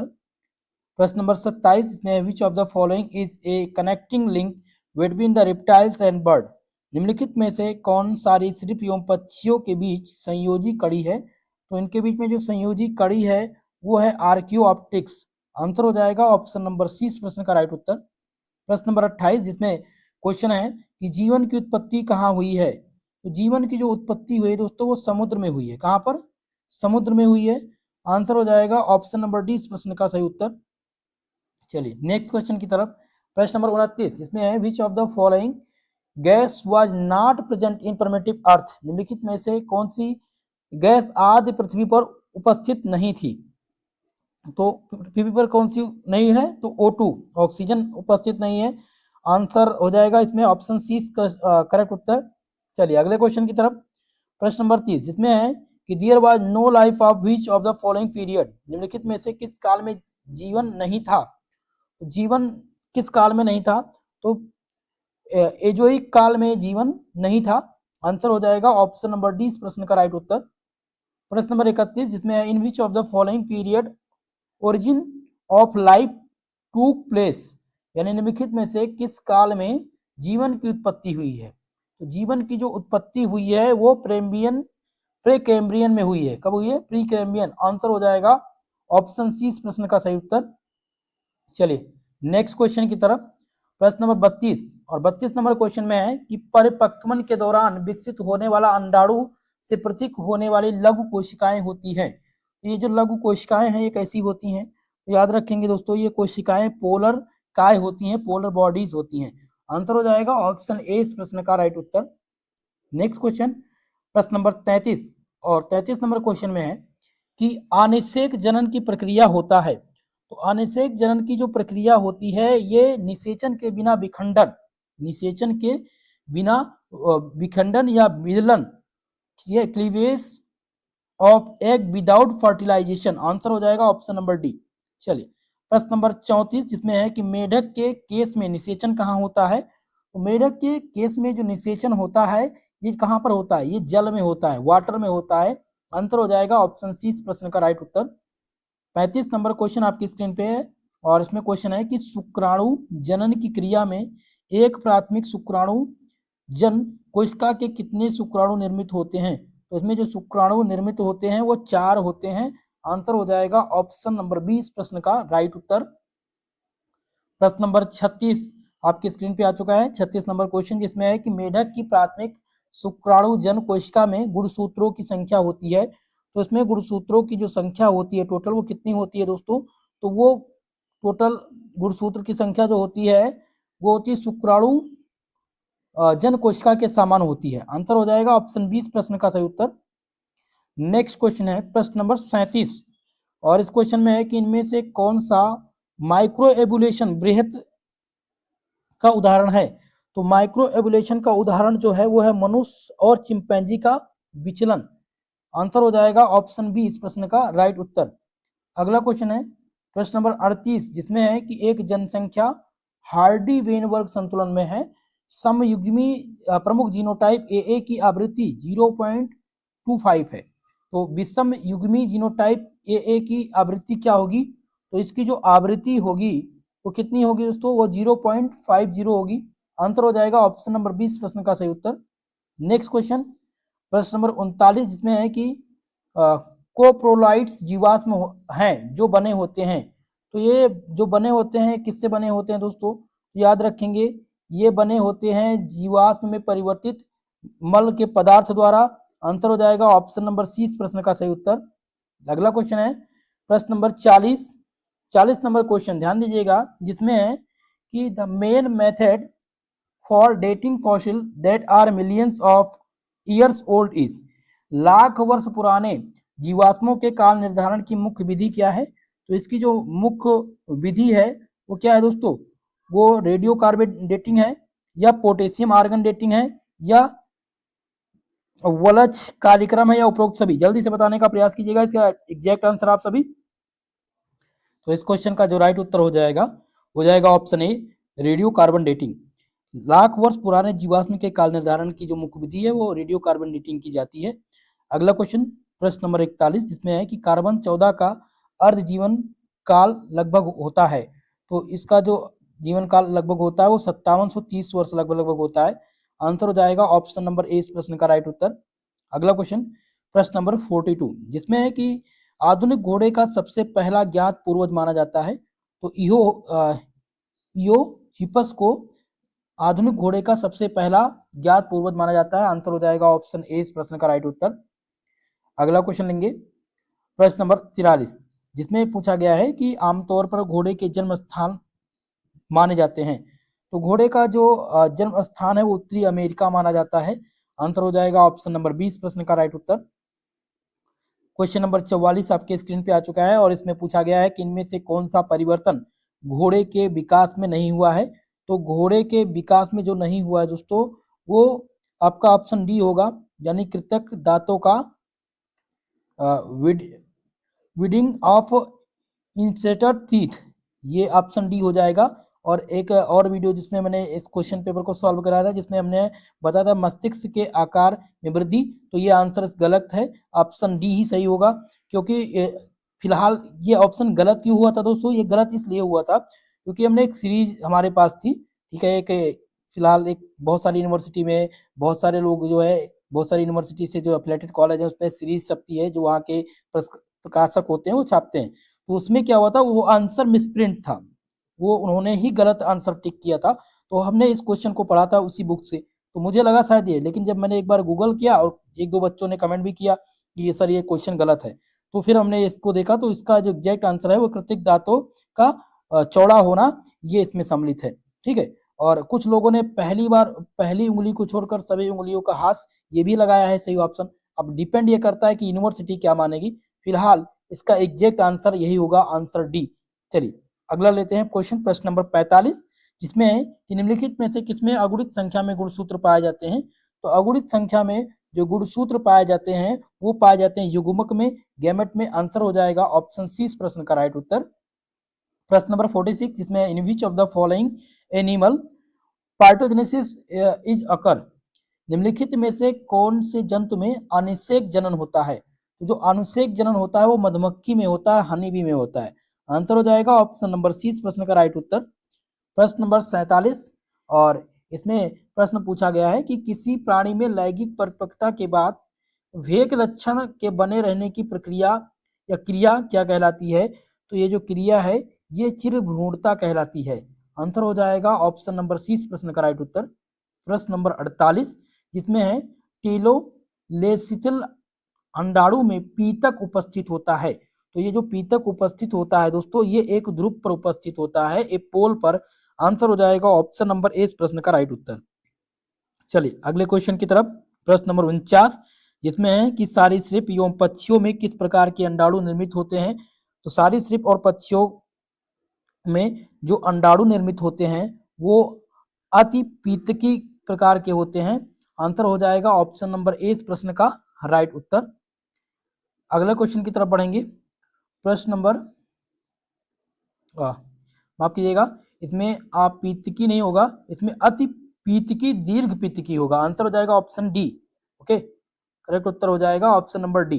प्रश्न नंबर 50, जिसमें the types of cleavage in egg is determined by, अंडाणु में विचलन का प्रकार किस आधार पर निर्धारित होता है? तो ये जो निर्धारित होता है दोस्तों, ये पीतक की मात्रा एवं वितरण पर निर्धारित होता है, अमाउंट ऑफ डिस्ट्रीब्यूशन ऑफ योग। आंसर हो जाएगा ऑप्शन नंबर सी इस प्रश्न का राइट उत्तर। प्रश्न नंबर 51, और इसमें पूछा गया है कि शुक्राणु द्वारा निष्कासित लाइटिक एंजाइम होता है। तो लाइटिक जो एंजाइम होता है ये कैसा होता है? तो ये दोस्तों हाइलुरोडिनेज होता है। आंसर हो जाएगा ऑप्शन डी इस प्रश्न का सही उत्तर। नेक्स्ट क्वेश्चन है प्रश्न नंबर 52, जिसमें प्रश्न पूछा गया है कि कितनी द्वितीयक शुक्राणु मृत कोशिका 400 शुक्राणु निर्मित करेगी? तो ये कितनी कोशिका निर्मित करेगी? तो ये 200 कोशिका निर्मित करेगी। आंसर हो जाएगा ऑप्शन बी इस प्रश्न का राइट उत्तर। अगला क्वेश्चन है प्रश्न नंबर 53, जिसमें है आर्केट्रॉन निम्नलिखित में से किसकी उपस्थिति होती है? तो आर्केट्रॉन निम्नलिखित में से जो उपस्थिति होती है ये कहाँ पर होती है? तो ये गैस्ट्रुला, याद रखेंगे, क्या ये गैस्ट्रुला में होती है? चलिए बताने का प्रयास कीजिएगा, सभी का आंसर इसमें आना चाहिए, फटाफट सभी लोग आंसर देने का प्रयास कीजिएगा इस क्वेश्चन का। तो इसमें एग्जैक्ट आंसर क्या है आपका? Option C gastrula. अगले क्वेश्चन की ओर, प्रश्न नंबर 54, जिसमें है in future blastopore forms, blastopore आगे चलकर क्या निर्मित करता है? ब्लास्टोपोर आगे चल करके जो निर्मित करता है वो क्या करता है? गुदा। आंसर हो जाएगा ऑप्शन डी इस प्रश्न का राइट उत्तर। प्रश्न number 55, According to the biological species concept, a species is group of organism that जैविक प्रजाति संकल्पना के अनुसार एक प्रजाति जीव का ऐसा समूह है जो जिसमें समान शारीरिक विशेषताएं होती हैं या जिनका एक ही पूर्वज होता है। तो ये आपका जो सही उत्तर हो जाएगा वो हो जाएगा ऑप्शन नंबर सी, जो परस्पर प्रजनन कर सकता है। ओके, जैविक प्रजाति संकल्पना के अनुसार एक प्रजाति जीवों का एक ऐसा समूह होता है जो परस्पर प्रजनन द्वारा जनन संतान उत्पन्न कर सकता है। अगला क्वेश्चन है प्रश्न नंबर 56 और इसमें पूछा गया है the biological species concept is the most applicable to, यानी कि जैविक प्रजाति संकल्पना सबसे अधिक लागू होती है। तो ये सबसे अधिक जो लागू होती है ये लैंगिक रूप से प्रजनन करने वाले जीवों पर लागू होती है। आंसर हो जाएगा ऑप्शन नंबर ए इस प्रश्न का सही उत्तर। अगला क्वेश्चन है प्रश्न नंबर 57 जिसमें है कि स्थानिक एलोपेट्रिक प्रजाति उद्भव तब होता है जब, तो कब होता है जब ये आबादी भौगोलिक रूप से पृथक हो जाती है। ठीक है, तो इस क्वेश्चन में आंसर हो जाएगा ऑप्शन ए सही उत्तर। अगला क्वेश्चन प्रश्न नंबर 58 जिसमें है कि which of the following is the postzygotic reproductive barrier is specification, निम्नलिखित में से या इनमें से कौन सा प्रजाति उद्भव के लिए पांच युग्मीय प्रजनन अवरोध है। तो ये आपका इसमें सही उत्तर हो जाएगा ऑप्शन सी, संकर संतान का बाध्यपन। अगला क्वेश्चन है प्रश्न नंबर 59, समस्थानिक प्रजाति उद्भव इसके बिना होता है। तो समस्थानिक प्रजाति उद्भव भौगोलिक पृथक्करण के बिना होता है। आंसर हो जाता है ऑप्शन ए इस प्रश्न का राइट उत्तर। अगला क्वेश्चन है प्रश्न नंबर 60 जिसमें है कि इनमें से कौन समस्थानिक प्रजाति उद्भव का उदाहरण है। तो समस्थानिक प्रजाति उद्भव का जो उदाहरण है वो है एक वन में दो अलग अलग कीट। आंसर हो जाएगा ऑप्शन नंबर बी इस प्रश्न का राइट उत्तर। अगला क्वेश्चन प्रश्न नंबर 61 जिसमें क्वेश्चन है कि कौन सा भाग मध्य चर्म द्वारा उद्भवित होता है। तो मध्य चर्म के द्वारा जो उद्भवित होता है वो कौन सा है। तो दोस्तों याद रखें ये उत्सर्जी अंग एवं रुधिर तंत्र। इसमें सही उत्तर हो जाएगा आपका ऑप्शन नंबर डी करेक्ट उत्तर। अगला क्वेश्चन है प्रश्न नंबर 62 जिसमें टेडपोल मछली के समानता रखता है क्योंकि। टेडपोल मछली से समानता रखता है इसलिए क्योंकि ये उत्सर्जी अंग एवं रुधिर तंत्र के होता है या क्लोम द्वारा शोषण करता है। तो देखिए ध्यान रखेंगे कि टेडपोल मछली से समानता रखता है इसलिए क्योंकि ये क्या देता है, ये शोषण करता है, ये क्लोम द्वारा शोषण करता है। आंसर हो जाएगा ऑप्शन सी क्वेश्चन का राइट उत्तर। अगला क्वेश्चन प्रश्न नंबर 63 जिसमें एक जनसंख्या के भीतर विभिन्न संभोग व्यवहारों की उपस्थिति का कारण हो सकता है। The presence of different mating behaviour within a population can lead to. तो इसमें जो सही उत्तर हो जाएगा आपका हो जाएगा ऑप्शन नंबर डी, समस्थानिक प्रजाति उद्भव। एक जनसंख्या के भीतर विभिन्न संभोग व्यवहारों की उपस्थिति के कारण समस्थानिक प्रजाति उद्भव हो सकता है। तो इसलिए आंसर डी लगाएंगे करेक्ट उत्तर। अगला क्वेश्चन है प्रश्न नंबर 64 जिसमें है कि माना जाता है कि निम्नलिखित में से किस कारक ने बड़े पैमाने पर विलुप्त होने में योगदान दिया है। तो विलुप्त होने में जो योगदान दिया है वो है ये सभी ज्वालामुखी विस्फोट, क्षुद्रग्रह की टक्कर और जलवायु परिवर्तन। आंसर इसमें डी जाएगा आपका सही उत्तर। प्रश्न नंबर 65 है इसमें mass extensions are defined as a event where a significant proportion of earth is और लॉस्ट, यानी सामूहिक विलुप्ति को उन घटनाओं के रूप में परिभाषित किया जाता है जहां पृथ्वी का एक बड़ा भाग नष्ट हो जाता है। तो इसमें सही उत्तर हो जाएगा जैव विविधता। ठीक है, जैव विविधता यानी बायोडायवर्सिटी, सामूहिक विलुप्ति को उन घटनाओं के रूप में परिभाषित किया जाता है जहां पृथ्वी की जैव विविधता का एक बड़ा भाग नष्ट हो जाता है। प्रश्न नंबर 66 जिसमें है क्वेश्चन कि सामूहिक विलुप्ति की घटना जो लगभग 65 मिलियन वर्ष पहले घटी जिसमें गैर एवियन डायनासोर और कई अन्य प्रजातियों का विनाश हो गया, उस विलोपन की घटना को क्या कहते हैं। तो उस विलोपन की घटना को कहते हैं क्रेटियस पेलियोजेन। आंसर हो जाएगा ऑप्शन सी इस प्रश्न का राइट उत्तर। ठीक है, कौन सा सही ऑप्शन है, ऑप्शन सी में आपका सही उत्तर हो जाएगा।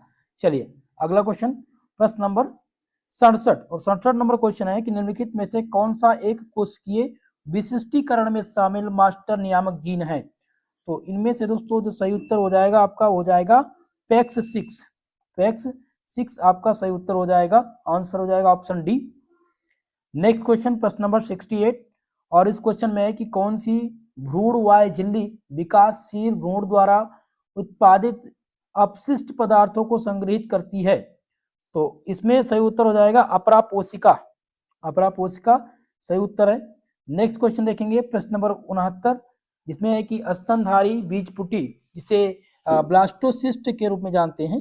तो इसमें कोशिकाओं की बाहरी परत जो बाद में जरायु के निर्माण में योगदान देती है उसको क्या कहते हैं। तो इसको क्या कहा जाता है दोस्तों, इसको ट्रोफोब्लास्ट कहते हैं। आंसर हो जाएगा ऑप्शन नंबर डी इस प्रश्न का राइट उत्तर। 69 नंबर में आंसर हो जाएगा ऑप्शन डी। अगला क्वेश्चन प्रश्न नंबर 73 और 73 नंबर क्वेश्चन पूछा गया है कि कुपोषण के बिना कम कैलोरी के सेवन का परिणाम हो सकता है तेजी से उम्र बढ़ना, उम्र बढ़ने में देरी और लंबा जीवन काल, या उम्र बढ़ने में का कोई प्रभाव नहीं पड़ता, या वृद्धावस्था से संबंधित। तो इसमें जो सही उत्तर हो जाएगा दोस्तों वो हो जाएगा आपका करेक्ट उत्तर कौन सा हो जाएगा 73 का जो सही उत्तर हो जाएगा ऑप्शन बी, उम्र बढ़ने में देरी और लंबा जीवन काल। ये कुपोषण के बिना कम कैलोरी के सेवन के परिणाम होते हैं। अगला क्वेश्चन है प्रश्न नंबर 74 जिसमें स्तनधारी यकृत की पुनर्योजी क्षमता किसके प्रसार के कारण होती है। तो ये किसके प्रसार के कारण होती है दोस्तों, तो ये होती है दोस्तों हेप्टोसाइट्स के कारण। आंसर हो जाएगा ऑप्शन ए इस प्रश्न का राइट उत्तर। अगला क्वेश्चन है प्रश्न नंबर 75 जिसमें है कि भ्रूण के नेत्र के विकास के दौरान ऑप्टिकल कप निम्नलिखित को छोड़कर पूरी आंख का निर्माण करता है। तो किसका निर्माण करता है, तो वो लेंस का निर्माण करता है। आंसर हो जाएगा ऑप्शन सी। चलिए अगले क्वेश्चन की तरफ देखिए, थोड़ा सा इसका सीरीज अलग हो गया था, 75 ही प्रश्न थे इस प्रश्न पत्र में, ठीक है फिलहाल तो इसमें देखेंगे 70 नंबर क्वेश्चन छूट गया था। तो 70 नंबर क्वेश्चन था कायांतरण आमतौर पर जानवरों के निम्नलिखित में से किस समूह में देखा जाता है। तो कायांतरण जो देखा जाता है ये कब कहाँ देखा जाता है, तो दोस्तों याद रखेंगे उभयचर एम्फीबियस में देखा जाता है। आंसर हो जाएगा ऑप्शन सी इस प्रश्न का राइट उत्तर। नेक्स्ट क्वेश्चन प्रश्न नंबर 71 जिसमें है कि कशेरुकों में कायांतरण को विनियमित करने के लिए उत्तरदायी सबसे महत्वपूर्ण हार्मोन्स कौन सा है। तो ये महत्वपूर्ण हार्मोन्स जो है ये थायराइड हार्मोन्स है। आंसर हो जाएगा ऑप्शन नंबर 20 प्रश्न का सही उत्तर।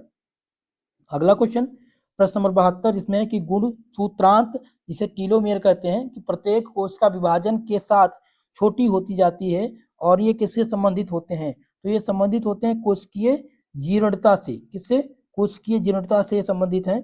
आंसर हो जाएगा ऑप्शन सी इस प्रश्न का सही उत्तर। अगला क्वेश्चन, चलिए तो आगे बढ़ते हैं नेक्स्ट क्वेश्चन की तरफ दोस्तों, है जिसमें पूछा गया था कि egg development without the fertilization is, निषेचन के बिना अंडकोश में विकास किसमें संभव है। तो जब विदाउट फर्टिलाइजेशन के जो अंडकोश में निषेचन होगा वो होगा पार्थेनोजेनेसिस में। ऑप्शन ए इस क्वेश्चन में आपका करेक्ट उत्तर होगा। नेक्स्ट क्वेश्चन था दूसरा प्रश्न जिसमें पूछा गया है कि which structure serve as a lung, digestive tract and kidney for the developing embryo, यानी कि कौन सी संरचना विकासशील भ्रूण में फेफड़े, पाचन तंत्र, गुर्दे के रूप में कार्य करती है। तो इसमें आप ध्यान रखेंगे प्लेसेंटा कार्य करता है। ऑप्शन नंबर सी इस क्वेश्चन का करेक्ट उत्तर है। अगला क्वेश्चन है how many cleavage are complete in 16 card stage of a fertilized egg, एक निषेचित अंड कोशिका की 16 कोशिका अवस्था में कितने विभाजन पूरे होते हैं। तो ध्यान रखेंगे ये विभाजन जो होता है वो 4 चरणों में होता है। ऑप्शन नंबर सी इस क्वेश्चन में सही उत्तर है। अगला क्वेश्चन है which extension event caused the mass extension of dinosaurs. ठीक है, पूछा गया कि किस विलुप्ति के घटना के कारण डायनासोर का सामूहिक विलुप्तीकरण हुआ था। तो इनका जो सामूहिक विलुप्तीकरण हुआ था वो हुआ था दोस्तों क्रेटेशियस पेलोसियन युग में। ऑप्शन नंबर डी इस क्वेश्चन का राइट आंसर है। अगला क्वेश्चन देखते हैं क्वेश्चन नंबर 5 जिसमें पूछा गया है कि एक्रोसोम ऑफ स्पर्म कंटेन, एक शुक्राणु के एक्रोसोम में पाया जाता है। तो शुक्राणु के एक्रोसोम में जो पाया जाता है वो हाइड्रोलिटिक एंजाइम पाया जाता है, माफ कीजिएगा, क्या पाया जाता है, hydrolytic enzyme. Option number A इस क्वेश्चन का राइट आंसर है।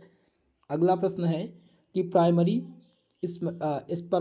स्पर्मेटोसाइटिस, secondary spermatocytes and spermatids are respectively. प्राथमिक स्पर्मेटोसाइट, द्वितीयक स्पर्मेटोसाइट और स्पर्मेटिक क्रमशः होते हैं। तो ये क्रमशः क्या होते हैं, ध्यान रखेंगे इसमें, ये हमेशा डिप्लॉइड, हैप्लॉइड और हैप्लॉइड होते हैं, ठीक है, दुगुणित, अगुणित और अगुणित होते हैं। ऑप्शन सी इसमें आपका सही उत्तर है। चलिए अगले प्रश्न की तरफ। नेक्स्ट क्वेश्चन इसमें दिया गया है कि Nobel prize was given for the discovering operon model 2। Operon model की खोज करने के लिए नोबेल पुरस्कार किसको दिया गया था? तो इसमें ध्यान रखेंगे जो नोबेल पुरस्कार दिया गया था वो जोकब और मोनोलोड को दिया गया था। ऑप्शन नंबर सी सही हो जाएगा, जैकब और मोनालाइड 1961 में ये दिया गया था। ऑप्शन सी इसमें राइट आंसर है। अगला क्वेश्चन है ह्यूमन प्लेसेंटा इन्वॉल्व, मनुष्य के प्लेसेंटा में होती है। तो ध्यान रखेंगे मनुष्य के प्लेसेंटा में क्या होती है, कैरियोन और लेंडा टाइस, ठीक है। ऑप्शन नंबर डी इस क्वेश्चन का राइट आंसर है 8वें प्रश्न का। अगला क्वेश्चन है जिसमें पूछा गया है कि एमेक्राइन सेल्स आर लोकेटेड इन, एमेक्राइन कोशिका उपस्थित होती हैं। तो ये कोशिकाएं जो उपस्थित होती हैं वो हमेशा रेटिना ऑफ आइज में उपस्थित होती हैं, आँख की रेटिना में उपस्थित होती हैं। ऑप्शन सी इस क्वेश्चन का सही उत्तर है। अगला क्वेश्चन पूछा गया था the geological age of the rock is determined by, किसी चट्टान की भूवैज्ञानिक आयु निर्धारित की जाती है। तो किस प्रकार से निर्धारित की जाती है, यहाँ पर क्या पूछा गया है कि निर्धारित की जाती है। तो यहाँ पर आपका जो सही उत्तर हो जाएगा वो हो जाएगा रेडियोमेट्रिक डेटिंग, ठीक है, कि विकिरण मिति काल निर्धारण के द्वारा हम किसी चट्टान के भूवैज्ञानिक आयु का निर्धारण करते हैं। ऑप्शन सी इसमें सही उत्तर है। चलिए अगला क्वेश्चन पूछा गया था कि according to Oparin which one of the following was not present in primitive atmosphere of the earth. Oparin के अनुसार निम्नलिखित में से कौन सा पृथ्वी के आदिम वातावरण में मौजूद नहीं था। तो वातावरण में जो मौजूद नहीं था वो ऑक्सीजन नहीं उपस्थित था, बाकी मीथेन, हाइड्रोजन और वाष्प ये उपस्थित थे। ऑप्शन नंबर डी सही, ऑप्शन नंबर 20 क्वेश्चन का सही उत्तर है। क्वेश्चन नंबर 12 जिसमें पूछा गया है P + Q² = P² + 2PQ + Q² = 1 represent and equation, ये उपरोक्त समीकरण किसका प्रतिनिधित्व करते हैं। सेम यही क्वेश्चन सिद्धार्थ विश्वविद्यालय में दोस्तों पूछा गया था और दीनदयाल उपाध्याय गोरखपुर विश्वविद्यालय में पूछा जा चुका है। तो कानपुर विश्वविद्यालय, आगरा विश्वविद्यालय, MGPRV विश्वविद्यालय और MS विश्वविद्यालय के लिए मोस्ट इंपॉर्टेंट। ओके, तो 12 नंबर प्रश्न का जो सही उत्तर होगा वो क्या हो जाएगा, वो हो जाएगा option number A, population genetic यानी जनसंख्यांकी अनुवांशिक को ये इक्वेशन दर्शाता है, ठीक है। तो रिप्रेजेंट एन इक्वेशन यूज यानी P + Q², या तो इस प्रकार से लिख सकते हैं या इसको लिख सकते हैं P² + 2PQ + Q², यानी कि A + B का होल स्क्वायर अगर रहेगा तो A² + B² + 2AB या =1। तो यहाँ पर पॉपुलेशन जेनेटिक को ये दर्शाता है, मोस्ट इंपॉर्टेंट है, आएगा इस बार एग्जाम में। चलिए नेक्स्ट प्रश्न देखते हैं। अगला क्वेश्चन क्या पूछा गया है, क्वेश्चन नंबर 13 है जिसमें पूछा गया है कि स्तनधारियों में निषेचन कहाँ होता है। तो where the fertilization in mammals occurs, तो ये जो होता है फर्टिलाइजेशन वो कहाँ पर होता है, वो होता है डिंबवाहिनी में। स्तनधारियों में निषेचन जो होता है वो डिंबवाहिनी में होता है। ऑप्शन ए इसका सही उत्तर है। अगला क्वेश्चन है जीवाश्म समानता पाए जाते हैं। तो ध्यान रखिएगा जो जीवाश्म होते हैं वो तलछटी चट्टानों में पाए जाते हैं। समानता कहाँ पाए जाते हैं, तलछटी चट्टानों में पाए जाते हैं, ठीक है। ऑप्शन नंबर 20 में सही उत्तर है। अगला क्वेश्चन है कि wings of insects and bird are example of, कीटों और पक्षियों के पंख किसके उदाहरण है। मोस्ट इंपॉर्टेंट दोस्तों, ये सेम क्वेश्चन सिद्धार्थ विश्वविद्यालय में आया हुआ था और दीनदयाल उपाध्याय गोरखपुर विश्वविद्यालय में आप देख रहे हैं कि यहाँ पर पूछा गया है। 2 विश्वविद्यालय इस क्वेश्चन को पूछ चुके हैं, ठीक है। तो इसका जो सही उत्तर हो जाएगा 15 नंबर क्वेश्चन का वो हो जाएगा ऑप्शन नंबर बी, एडिटिव कन्वर्जेंस, ठीक है, यानी ऑप्शन नंबर बी इस क्वेश्चन का करेक्ट उत्तर है। अगला क्वेश्चन देखेंगे, क्वेश्चन नंबर 16 जिसमें पूछा गया है कि अत्यधिक टीलोलेसित लेस्थल अंडों में विभाजन का जो प्रक्रम है, समान प्रकार है, वो क्या है? तो इसका जो समान प्रकार है वो है डिस्काइल्ड मेरोब्लास्टिक। ऑप्शन नंबर सी इस क्वेश्चन का करेक्ट उत्तर है। मोस्ट इंपॉर्टेंट दोस्तों, ये सिद्धार्थ विश्वविद्यालय में पूछा गया था, यहाँ पर भी रिपीट हुए हैं। सी वाला ऑप्शन आपका करेक्ट उत्तर होगा। अगला क्वेश्चन है question number 17, a stage of the embryo with 8 से 16 blastomeres and no hollow space is. भ्रूण की वो अवस्था जिसमें 8 से 16 ब्लास्टोमर्स होते हैं तथा कोई खोखला स्थान नहीं होता, उसको क्या कहते हैं? तो उसको मोरुला कहते हैं। ध्यान रखेंगे, ऑप्शन नंबर 20 क्वेश्चन का सही उत्तर हो जाएगा 17 नंबर प्रश्न का।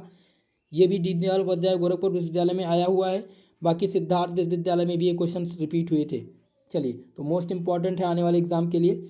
अगला क्वेश्चन है जिसमें पूछा गया है दोस्तों क्वेश्चन नंबर 18 की अकाई डाइसोनियम जुवेनाइल हार्मोन्स किसमें क्या नियंत्रित करता है? तो ये नियंत्रित करता है modulating and Metamorphosis in insects. Option number A इसमें सही उत्तर हो जाएगा। कीटो में मेल्टिंग एवं मेटामॉर्फोसिस को ये नियंत्रित करता है।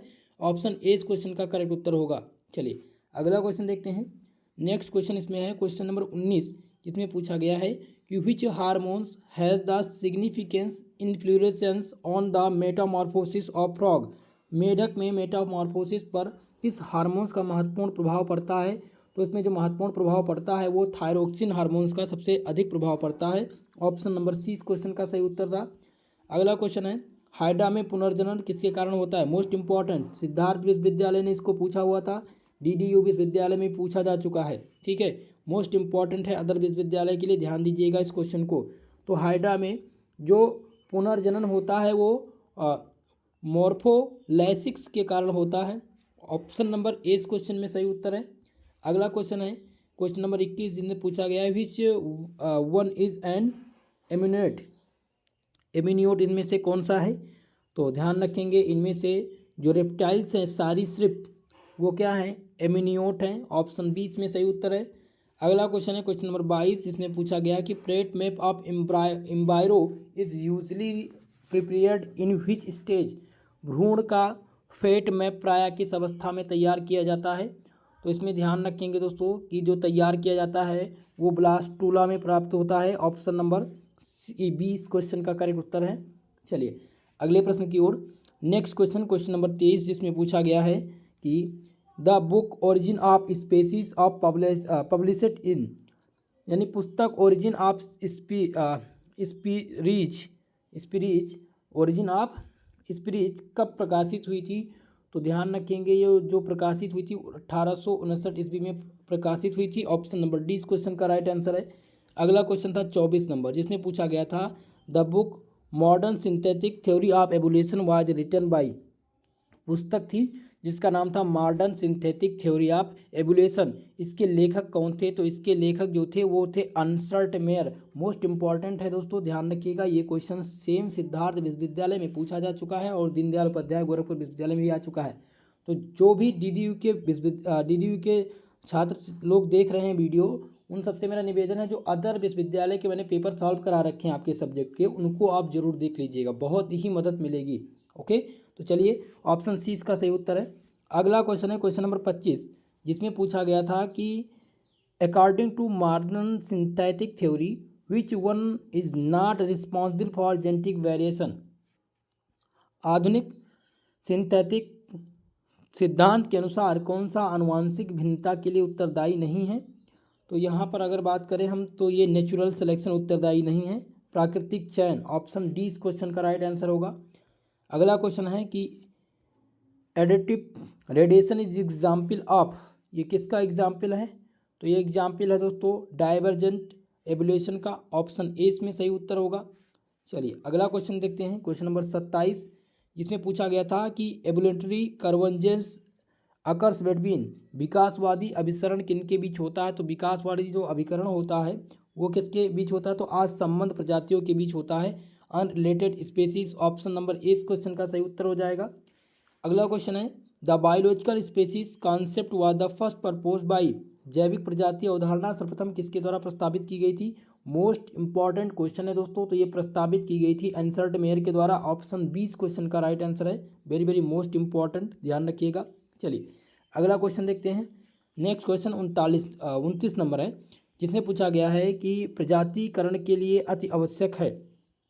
ठीक है, तो प्रजातिकरण के लिए जो सबसे ज़्यादा आवश्यक चीज़ें हैं वो है प्रजनन का अलगाव, reproductive isolation. Most important question यह भी है, ये भी सिद्धार्थ विश्वविद्यालय में सेम रिपीट हुआ था और DDU में ही आ चुका है। चलिए अगला क्वेश्चन है क्वेश्चन नंबर 30, जिसमें पूछा गया है which is the changing of the unspecialised cell into the specialised cell organ and tissue of animals. जो अतिविशिष्ट सेल और विशिष्ट सेल को अंगों एवं ऊतकों में बदल रहा है उसको क्या कहते हैं? तो उसको दोस्तों ध्यान रखेंगे, विभेदीकरण कहा जाता है। क्या कहा जाता है? विभेदीकरण, यानी कि differentiation. Okay, option number C सही हो जाएगा, डिफ्रेक्टेशन, विभेदीकरण। चलिए अगला क्वेश्चन देखते हैं। नेक्स्ट क्वेश्चन पूछा गया था कि कोए सर्वेट्स क्या है? कोए सर्वेट्स आर, तो ध्यान रखेंगे जो कोए सर्वेट्स है वो क्या कहलाता है? वो कहलाता है यहाँ पर कोलाइड्स, यानी कोलाइड्स बूंदे और न्यूक्लियो प्रोटीन युक्त। ठीक है, तो ए और बी दोनों इसमें आपका सही ऑप्शन होगा, डी वाला उत्तर सही हो जाएगा। अगला क्वेश्चन है क्वेश्चन नंबर 32, जिसमें पूछा गया था the theory of natural selection was given bye. Most important question है दोस्तों, आपकी यूनिवर्सिटी में रिपीट करेंगे, सिद्धार्थ विश्वविद्यालय में भी पूछा गया है, DDU में भी आया हुआ है। तो प्राकृतिक चयन का जो सिद्धांत था वो किसके द्वारा दिया गया था? तो ध्यान रखेंगे ये दिया गया था चार्ल्स डार्विन के द्वारा। किसके द्वारा? चार्ल्स डार्विन के द्वारा प्राकृतिक चयन का नियम दिया गया था। ऑप्शन सी इसमें राइट उत्तर होगा। अगला क्वेश्चन है कि अंडे की बाहरी सतह को पहचानने में मदद करने वाली झिल्ली को क्या कहते हैं? तो इस झिल्ली को कहा जाता है दोस्तों एक्रोसोम। ऑप्शन नंबर 20 क्वेश्चन के राइट आंसर हो जाएगा। अगला क्वेश्चन है क्वेश्चन नंबर 34, जिसमें पूछा गया है कि निम्नलिखित में से कौन सा सबसे प्रारंभिक भूगर्भिक काल माना जाता है? The earliest geological time period among the following is. Most important है, कई बार ये एग्जाम में रिपीट हुए हैं और दोनों विश्वविद्यालय अभी तक ऑब्जेक्टिव करवाए हैं पेपर और दोनों में पूछा जा चुका है। तो इस क्वेश्चन का जो आंसर हो जाएगा वो हो जाएगा क्वार्टनरी चतुर्धारक। ये जो है ये सबसे प्रारंभिक भूगर्भिक काल माना जाता है, डी वाला ऑप्शन सही होगा। अगला क्वेश्चन है 35 नंबर क्वेश्चन। ठीक है, जिसमें क्या पूछा गया है कि लैमार्कवाद को किस विचारधारा से समझाया जा सकता है? Which condition can be explained by the Lamarckism. तो इसमें ध्यान रखेंगे कि लैमार्किज्म को हम समझा सकते हैं जिराफों की गर्दन लंबी कैसे होती है, मनुष्य की पूंछ कैसे खत्म होती है, मानव के कैसे बाईपेडल बन जाते हैं। तो ये उपरोक्त तो सभी आपका सही उत्तर है, ऑल ऑफ एबव। इन सब के माध्यम से हम लैमार्किज्म को समझा सकते हैं इस विचारधारा को। तो डी वाला ऑप्शन सही था 35 नंबर क्वेश्चन का। क्वेश्चन नंबर 36 है, जिसमें पूछा गया है कि on the origin of species was written by. प्रजातियों की उत्पत्ति किसके द्वारा लिखी गई थी? तो ध्यान रखेंगे ये चार्ल्स डार्विन के द्वारा लिखी गई थी। ऑप्शन नंबर ए इसमें सही उत्तर होगा। नेक्स्ट क्वेश्चन है कि अंडे में जर्दी की माला और उसका घनत्व बदल जाता है, इससे निम्नलिखित में से क्या प्रभाव पड़ता है? तो इससे जो प्रभाव पड़ता है वो पड़ता है क्लीवेज पैटर्न पर। ऑप्शन नंबर बी सही उत्तर होगा 37 नंबर क्वेश्चन का। अगला क्वेश्चन है कि what does p square in डब्लो मोनिटाइड हार्डी वेनबर्ग इक्वेशन इंडिकेट। नीचे दिए गए समीकरण में जो पी स्क्वायर है वो हार्डी वेनबर्ग समीकरण में क्या दर्शाता है? मोस्ट इम्पॉर्टेंट है। तो ये जो दर्शाता है दोस्तों वो दर्शाता है individuals that are the homozygotes domain. ठीक है, यानी कि ऐसे व्यक्ति जो समयुग्मी हैं। ठीक है, वो दर्शाता है पी स्क्वायर। ऑप्शन सी इसमें सही उत्तर है 38 नंबर क्वेश्चन का। चलिए नेक्स्ट प्रश्न की ओर, क्वेश्चन नंबर 39, जिसमें पूछा गया था कि what is the pattern of cleavage in mammals. स्तनधारियों में दरार का पैटर्न क्या है? तो स्तनधारियों में दरार का जो पैटर्न है दोस्तों वो है घूर्णी रोटेशनल। ऑप्शन नंबर सी इसमें सही उत्तर हो जाएगा आपका। अगला क्वेश्चन देखते हैं क्वेश्चन नंबर 40, जिसमें पूछा गया विकास के लिए प्रत्यक्ष प्रमाण इनमें से। तो विकास के लिए जो प्रत्यक्ष प्रमाण हैं वो जीवाश्म रिकॉर्ड हैं। ऑप्शन नंबर डी इस क्वेश्चन में सही उत्तर है। अगला क्वेश्चन है क्वेश्चन नंबर 41 कि निम्नलिखित में से कौन सा जीन अभिव्यक्ति में भाग नहीं लेता है? तो जीन अभिव्यक्ति में जो भाग नहीं ले रहा है वो है रिप्लिकेशन प्राकृतिक। ओके, ऑप्शन सी इसमें आपका सही उत्तर होगा, क्योंकि ट्रांसक्रिप्शन, RNA प्रोसेसिंग और ट्रांसलेशन ये जीन अभिव्यक्ति में भाग ले रहे हैं, लेकिन प्राकृतिक यानी कि जो रिप्लिकेशन है वो भाग नहीं ले रहा है। ऑप्शन सी इसमें सही उत्तर होगा। अगला क्वेश्चन है 42 नंबर, जिसमें पूछा गया था निम्नलिखित में से प्रजनन तंत्र नहीं है। मोस्ट इंपॉर्टेंट क्वेश्चन है प्रजनन तंत्र का। तो इंडिविजुअल आइसोलेशन, व्यक्तिगत जो अलगाव है, ये प्रजनन तंत्र के अंतर्गत नहीं आता, जबकि पारिस्थितिकी पृथक्करण, अस्थायी अलगाव, व्यवहारिक अलगाव, ये किसके अंतर्गत आते हैं? ये प्रजनन तंत्र के अंतर्गत आते हैं। ओके, तो ऑप्शन बी इसका सही उत्तर हो जाएगा 42 नंबर प्रश्न का। क्वेश्चन नंबर 43 जिसमें पूछा गया है कि प्रजाति के सिद्धांत के अनुसार एक नई प्रजाति जो अपने पूर्वज के रूप में उभरती है उसको क्या कहा जाता है? तो 43 नंबर क्वेश्चन का जो सही उत्तर हो जाएगा सहानुभूति प्रजाति। ठीक है, ऑप्शन ए इस क्वेश्चन का करेक्ट उत्तर हो जाएगा। अगला क्वेश्चन है क्वेश्चन नंबर 44 जिसमें पूछा गया था कि वह प्रक्रिया जिसके द्वारा भ्रूण की अनुवांशिक रूप से समान कोशिकाएं विशिष्ट बन जाती हैं उनको क्या कहा जाता है? तो उनको दोस्तों कहा जाता है कोशिका विशिष्टीकरण, सेल डिफरेंशिएशन। ऑप्शन ए इसमें सही उत्तर हो जाएगा आपका।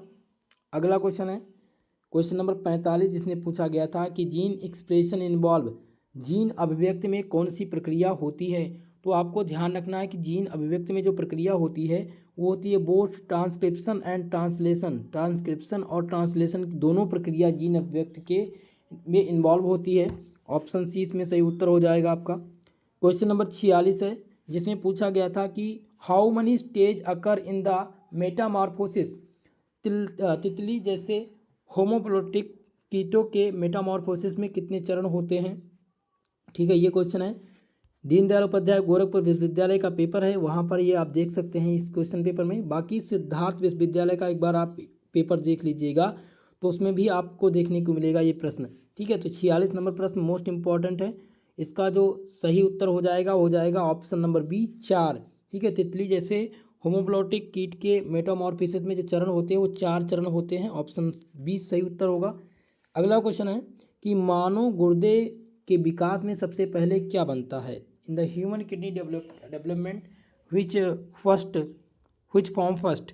तो मोस्ट इंपॉर्टेंट है 47 नंबर क्वेश्चन। इसका आंसर हो जाएगा कि प्रेनेफ्रोज बनता है। ऑप्शन नंबर बी सही उत्तर होगा। मोस्ट इंपॉर्टेंट है दोस्तों, ये 2 बार रिपीट हो चुका है विभिन्न यूनिवर्सिटी में। अगला क्वेश्चन है आँख कितनी उत्पन्न होती हैं? आँखें किन से उत्पन्न होती हैं? क्वेश्चन पूछा गया है। Eyes originated from. तो जो आँख होती है वो एक्टोडर्म और मीसोडर्म से उत्पन्न होती है। ऑप्शन ए इस क्वेश्चन का सही उत्तर होगा। अगला क्वेश्चन पूछा गया था कि कशेरुकी अंगों में पुनर्जनन किसके कारण होता है? Regeneration in the vertebrates limbs occurs by. तो ये जो अकर्स होता है ये एपिमोफोर्सिस के द्वारा होता है। ऑप्शन डी इस क्वेश्चन का राइट आंसर हो जाएगा। मोस्ट इंपॉर्टेंट क्वेश्चन है दोस्तों, ये रिपीट होने की संभावनाएं हैं। अगला क्वेश्चन है क्वेश्चन नंबर 50 जिसमें पूछा गया है कि एग इम्प्लीटेशन इज फॉलोड बाई। अंडाणु प्रत्यारोपण विफल हो जाता है। तो जो अंडाणु प्रत्यारोपण होता है वो विफल तब होता है किसके दौरान? निषेचन के दौरान, फर्टिलाइजेशन के दौरान क्या हो जाता है? ये विफल होता है। ऑप्शन सी इसमें सही उत्तर है। तो इस प्रश्न पत्र में टोटल 50 क्वेश्चंस पूछे गए थे एमसीक्यू मोड में, जो मैंने आज आपको सॉल्व करा दिए हैं। जल्द ही आपका जो नेक्स्ट पेपर है उसको मैं सॉल्व करा दूंगा। जैसे ही आपका पेपर हो जाए तो हमारे हमारा जो नंबर है कॉन्टैक्ट नंबर 9984947535, इस पे आप पेपर व्हाट्सअप कर दिया करिए क्लियर पिक के साथ, ताकि जल्द से जल्द आपको आंसर की प्रोवाइड की जा सके। और जो अदर विश्वविद्यालय के दोस्त हैं जिनका एग्ज़ाम अभी होना है उन सब के लिए क्वेश्चन पेपर रामबाण है। इसके पहले आप सिद्धार्थ विश्वविद्यालय, राजा महेंद्र प्रताप अलीगढ़ विश्वविद्यालय, इन सभी विश्वविद्यालय के पेपर आपको सॉल्व करने हैं जो हमारे चैनल के माध्यम से आपको देखने को मिल जाएंगे। पीडीएफ अगर चाहते हैं तो पीडीएफ के लिए या नोट्स के लिए आप हमारे टेलीग्राम चैनल से जुड़ जाइए, जिसका लिंक डिस्क्रिप्शन बॉक्स में दिया गया है। ठीक है, वहाँ से आप ज्वाइन कर पाएंगे और आपको नोट्स मिल जाएगा। वीडियो को लाइक शेयर करना मत भूलिएगा। चैनल पर नए हैं चैनल को सब्सक्राइब कर लीजिएगा। बाकी दोस्तों आज के लिए बस इतना ही, मिलते हैं नेक्स्ट वीडियो के साथ। तब तक के लिए जय हिंद जय भारत।